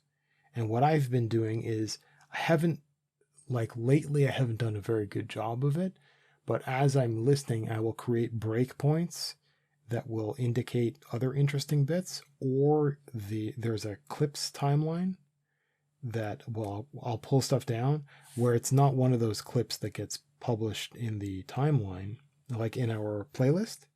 So they're not official released clips. They're just parts of a particular show that I've pulled down because they were interesting. You can go through any of the old episodes and so for example, I think you've got access to 16, 17 right now. I can't remember, that are just very new that haven't been released yet. You can look at the Audacity project and scrub through the timeline and find those things that I've pulled down that would be interesting, and then just listen to those and see if they're good enough for you to clip some of it out and get into the practice of like just pulling random bits out. So that's one thing that you can do. But if you're expecting me to find the best ofs like that for you, then tell me like 15 seconds maximum or something like that, and I'll find some interesting like one-liners that are good enough and I'll start pulling them out for you specifically. Just give you some WAV files. So I can start doing that. Let me take a look really quick. See what show that I'm presently working on. I'm technically working on episode 21, so I'm not far behind.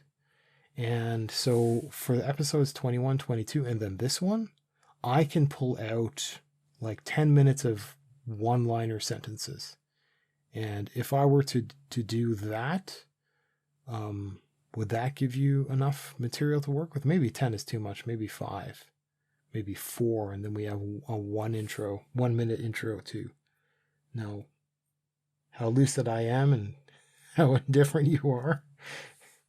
And then the than the clip show, so to speak. Like, does that solve your problem?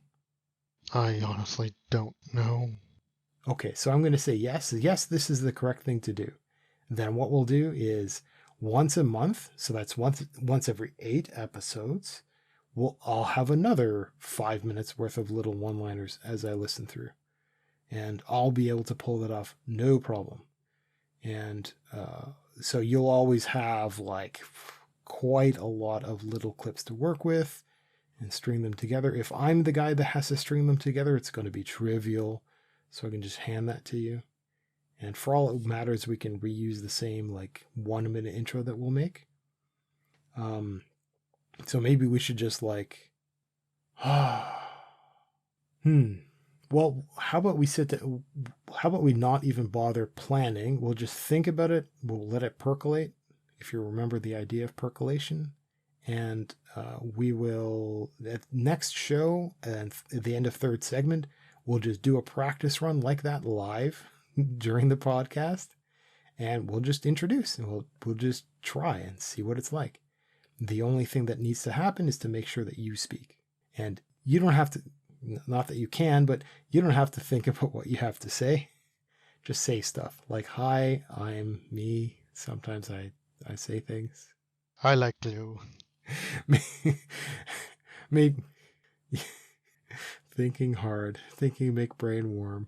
Don't like brain warm. Yeah, so we can let it percolate, don't think about it, and then next week we'll just take a stab at it. Maybe what we'll do is the first few minutes of 3rd segment, we'll work on it, and then we'll do another pass at the end few minutes of the final stretch of the show. We'll do another pass and then see what happens, see if something nice comes out. I mean, maybe what I should do is I should steal content from the previous, like I think it was episode 20, where we first discussed this, and I could pull some of that out because it was kind of hilarious. At least what I was doing was honest. Okay, something else. So I do want to get into the administrivia. I always love talking about this stuff because it's a whole pile of stuff that I wish that I had heard when I was first getting into the more technical stuff.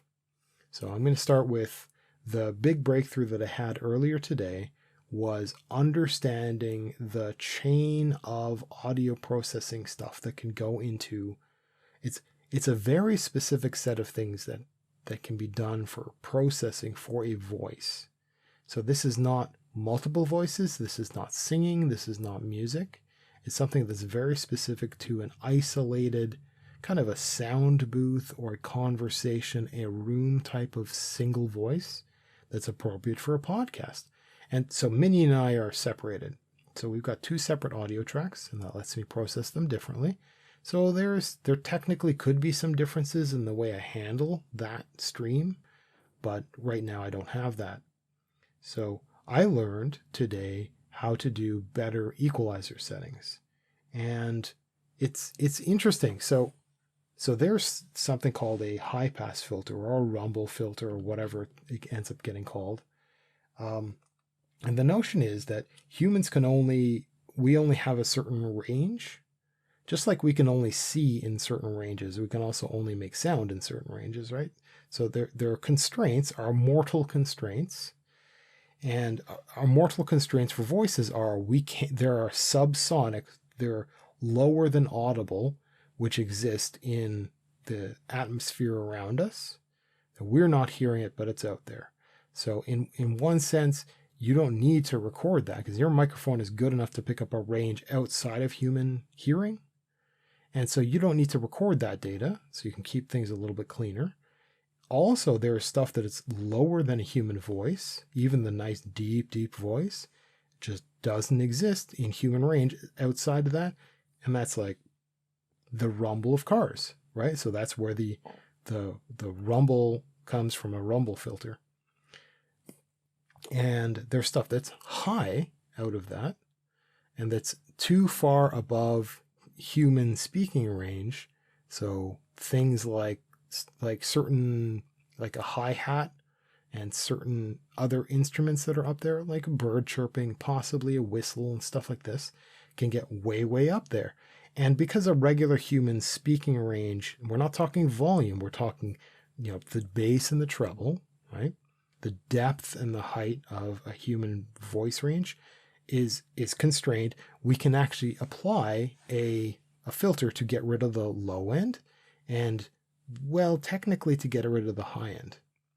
And what that does is that cleans up the sound so that we're removing like background sound that is not voice. And so that can be done with a high pass filter. But what I learned is you don't have to do it that way. You can actually do it as part of an equalization pass. And equalization lets you do things like nobody likes the sound of their own voice, right?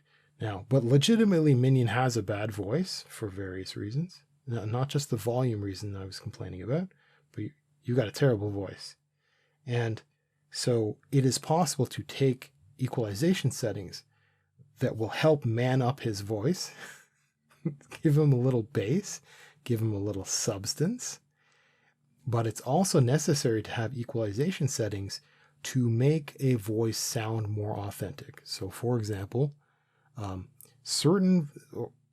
let's say clarity first. So I'll talk about clarity. So the example that I was getting earlier today from this one video author was he's got a bass presence in his voice.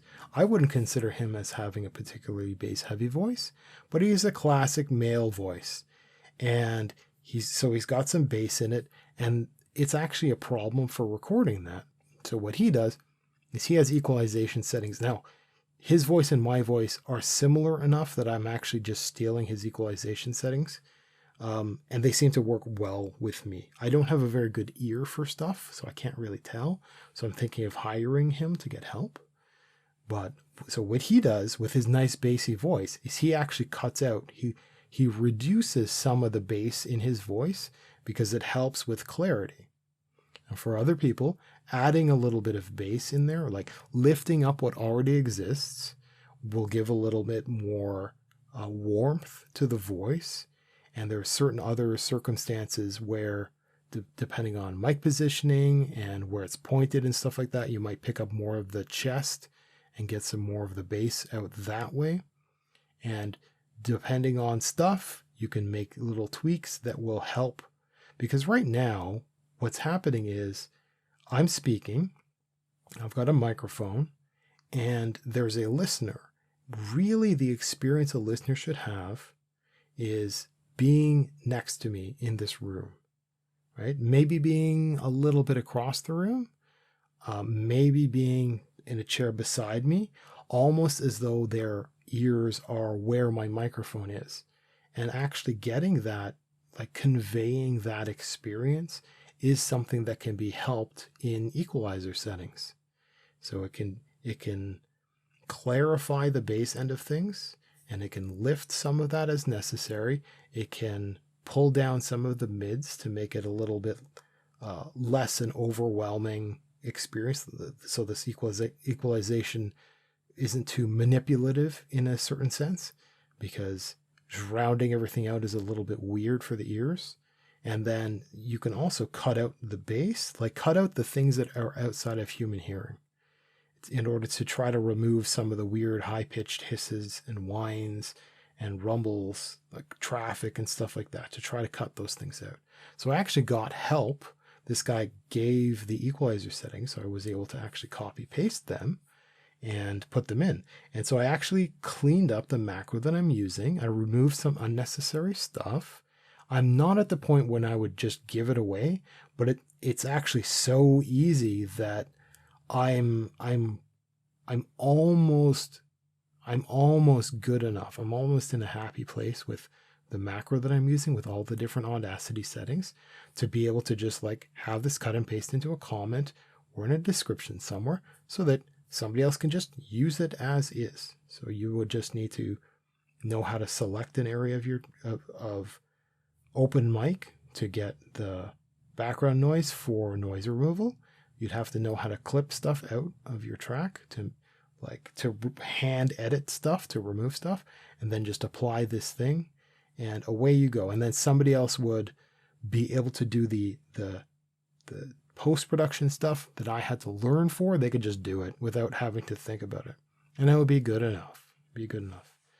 And then I would love to do an episode just talking about all the hardware and the software setup and how we do, like we would have like a special. It would be our 1,000 subscriber thing or something like this, right? Yeah. There's something to look forward to. So I'm quite happy about the software side of stuff. And I'm in a good place about listening to some of our old shows and really editing it. And maybe I'll be motivated to pull out those clips, right? It'll give me something else to listen to, not just listen to improvements in audio. And I talked about headphones earlier. The other thing that was just driving me mental is chair sounds. So I wiggle around a little bit sometimes, the bad back, right? And the sounds in my chair can get picked up because I've got a highly sensitive microphone. And the microphone, it isn't so much that it's highly sensitive, it's not right in front of my mouth. And it's not in front of my mouth because I want to get used to it being in a certain position so that there could be a camera looking at me, and also so I can look at my screen. So I can't have this thing in my face because it's just a distraction. And the problem with having it further away is that it's further away, so the voice is a little bit weaker at that distance, just a little. And because it's a little bit weaker, everything's got to get picked up. Like the volume has to be increased at the microphone level, at the software level, or doing post-production, doing the editing. And if you're doing that, if you're lifting up all the volume, you're also lifting up the volume of all the awful background muddy crap that's there. So it gets to be really important to know how to filter that stuff out, to try to get rid of a lot of that stuff. So I've got this weird trade-off where if I have the microphone in my face, I can't like stream games or something like that because my face has a microphone in front of it. And I certainly couldn't have a pop screen in front of it because now I've got a big disc in front of my face. So there goes half my face, right? And so if I move it to the side, well, I can't have it next to my head because my voice doesn't go quite over there. So I kind of got to have it, 3/4, kind of 45 degrees, something like that, off a little bit. But if I put it there, there are consequences in terms of where it points and how much background noise it picks up and all this kind of stuff. Okay. I've complained about breathing. I kind of like it. I don't know because I don't listen to enough other podcasts. You can hear me inhaling, and as long as I'm not doing the little plosives, which I think I've gotten really good at not having, there's still some wetness in my voice, and that's just because I talk straight. You'll accumulate saliva, and I don't necessarily have swallow breaks, so I'll eventually get a wetter and wetter mouth for a while. So you can hear a bit of that, but you can definitely hear my terrible labored breathing because my cardio is just so bad. I'm so embarrassed. It was never very good. It got a little bit okay for a while. The other thing that we implemented, I forced Minion to have a push-to-talk thing set up. Man, this is not a big help. Oh, I really hate cleaning up his voice everywhere. Now that I won't have to do it, oh joy, it's going to make my life so good. You have no idea how bad it's been. And I'm pretty sure I don't want to introduce you to how hellish it's been. Yeah, it's been bad. So yeah, I'm okay with my breathing. It seems pretty good. When Minion talks, I have what's called a cough button. I have the opposite of a push to talk, which is my mic is open, but if I press this button, my mic turns off, more or less. It mutes. And so that lets me have moments when I cough or I know I'm going to squeak or click, like if I wanted to reach for my pen. And so I can reach for my pen, but if I don't want to have to deal with editing this out in post because I already made this other click earlier. But if I like clickety clack with the end button, that leaves a giant awful spike, and that can wreck some of the post-production and stuff like this. Not with mine, I don't think. I think mine is going to be pretty good. But it sucks. It sucks and has to be edited out. So if I press my cough button, I can press the button, make whatever noises I need, adjust my chair, cough, and right, click a pen, and then then re-engage my microphone, and away I go. And that's actually been wonderful also. So that has helped with a lot of the audio problems that have happened before. Now, the next thing I want to talk about is room treatment. And then I'm out of stuff to really talk about. So there's inside a room and there's outside and outside of a house. Okay. And there's two concerns with the content that gets pushed into a microphone. The first is, so you've got your voice that it's washing over an area, and it washes over an area and it bounces off of walls and it comes back and it gets diffused by certain objects. It reaches out even down to your floor. And so there's a difference in your voice if you have a carpeted floor versus like a shag carpet versus a polished floor. If it's granite, it's going to be different from wood, etc. And so it's going to reflect differently. And if you're in just a really unfurnished, empty room, the acoustics are very different there. You'll know if you've ever moved and you've got no furniture in the new place, you walk in and there's something weird and oppressive happening to your hearing, and it bugs a lot of people. There's a kind of odd openness that's there. And there's this idea of the world's quietest room. If you just YouTube and look for this stuff, there has been some hard science to try to figure out how sound works in order to make a room that absorbs the sound that gets produced in it. So it's got all these massive cones everywhere and these textures, and there'll be like a little platform with a chair in it, like a reclining chair. And it's like, okay, you can enter into this room, but note, things get weird in there. And we can put you in the chair, and there's like a special insulated door. Everybody leaves and we close the door. We've got an observation booth, so you just have to call out if there are any problems, this kind of stuff. And you go and sit down in this chair, and then there's no sound, and humans biologically, we have not evolved with that experience. And so if you have hearing and it still works, and it is in an area that is absent of sound, your hearing keeps reaching for stuff desperately. And it's very much like how dreams work, although I know more than most, so explaining it is a little bit weird. But what happens is it's like hallucinating. You get auditory hallucinations of a sort, but you also start hearing your own blood, your own heartbeat and stuff like that, just because there's nothing else. So your own breathing becomes really loud. You start hearing the creaks in your joints, stuff like this that you would never experience before. I hear all this stuff because I have funny hearing, but anyway. So there are issues with the area around a microphone where sound can be manipulated. It can be absorbed, it can be reflected. So that's kind of the first concern. The second is from the outside, there can be traffic, for example, and you'll still hear it inside. It will penetrate most easily through your windows.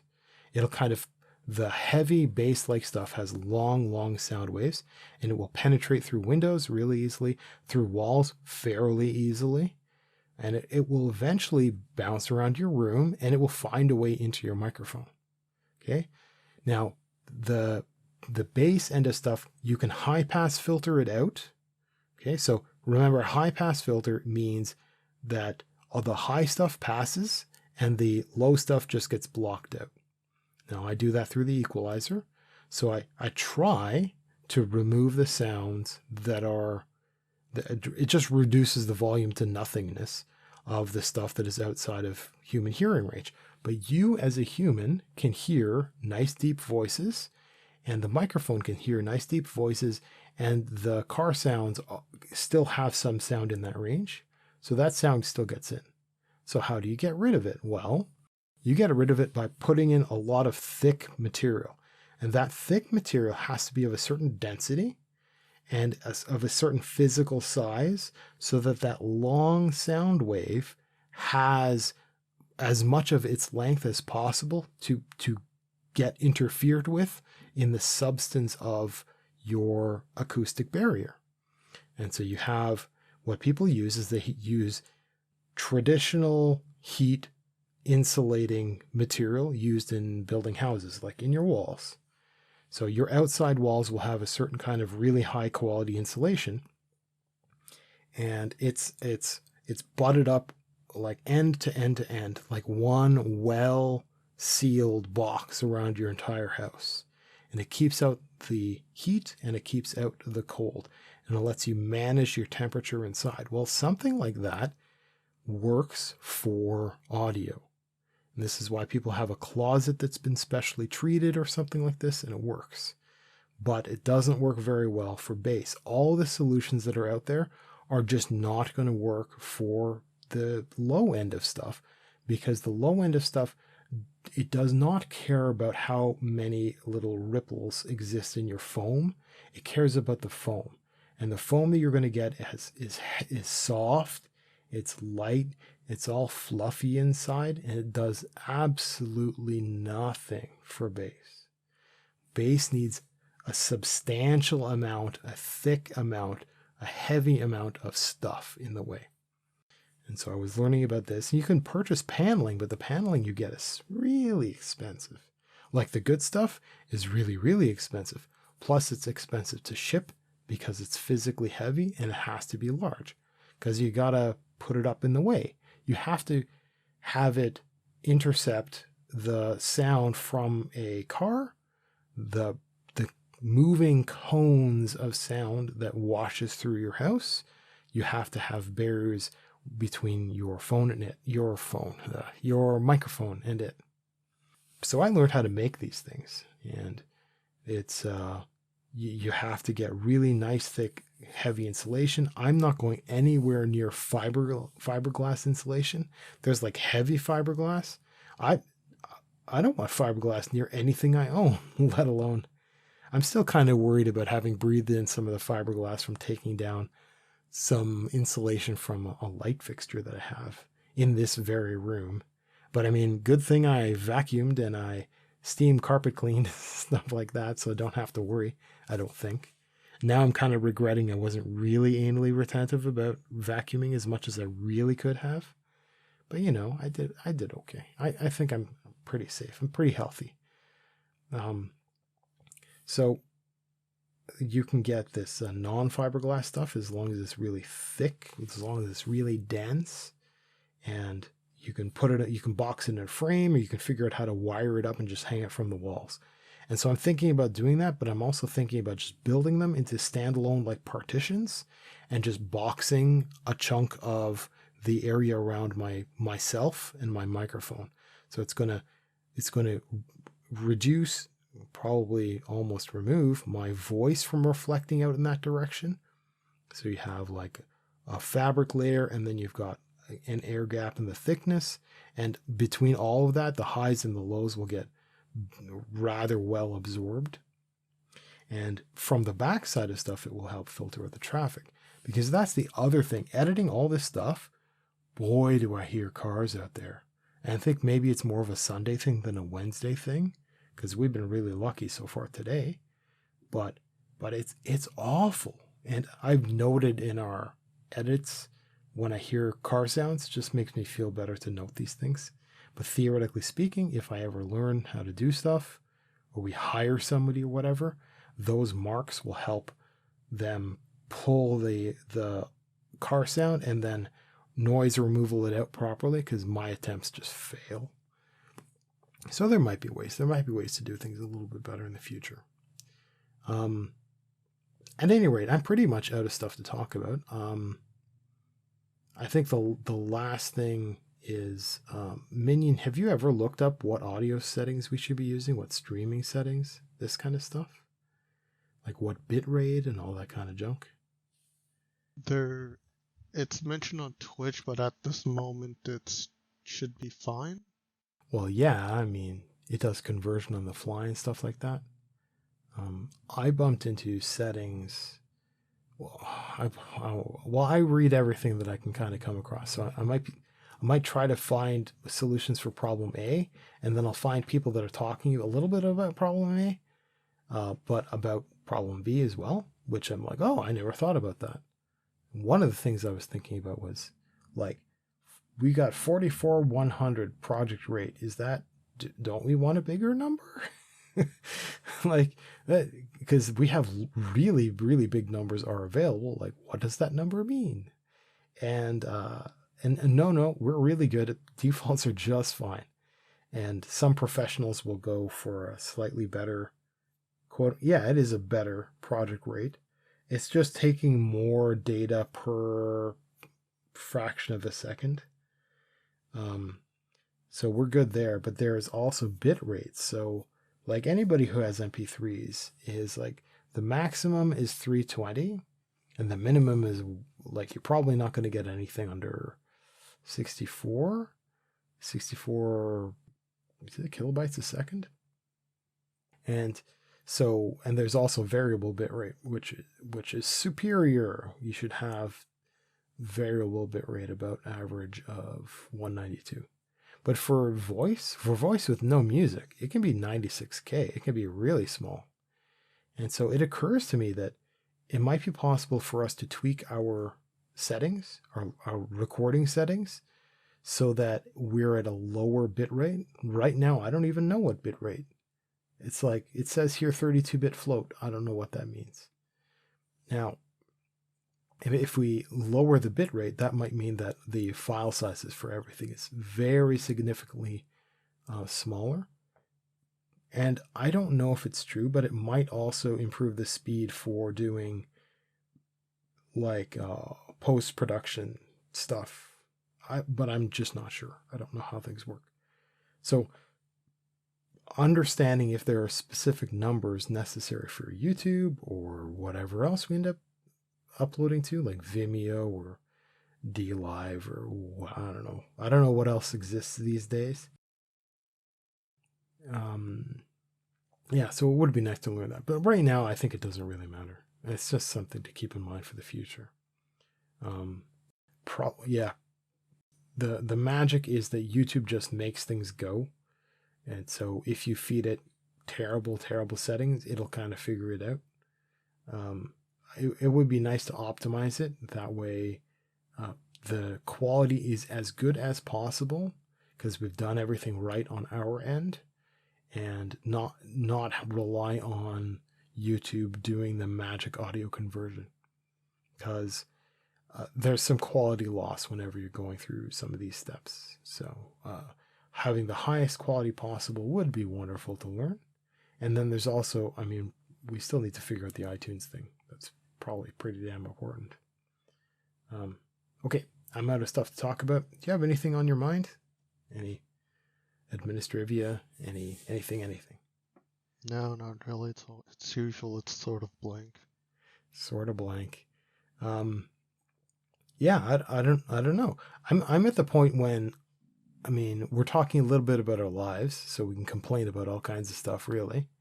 Other than that, I mean, I'm never going to talk about work. I've talked enough about my like language learning stuff. It's almost frozen because they're just awful instructors. There are no games that are any good anymore. I mean, if you want, I can. I'm not gonna. That's the thing. I'm not gonna stream my.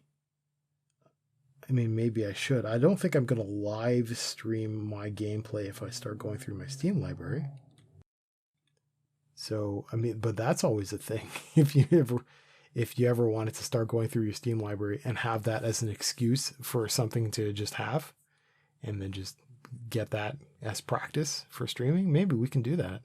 I mean, why not set that up for like just some random Steam game? If you want to set that up for next week, something like this. I don't know. Maybe. I'm going to guess you're not interested in that.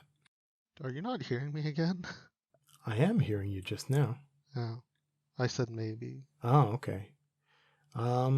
Maybe. Wow. So that means no. Okay, so why don't we end this early? It's not that early. We're going to be back on Sunday for episode number 24. This has been 2020-0930, episode 23, lucidindifference.com. I will see you all again real soon.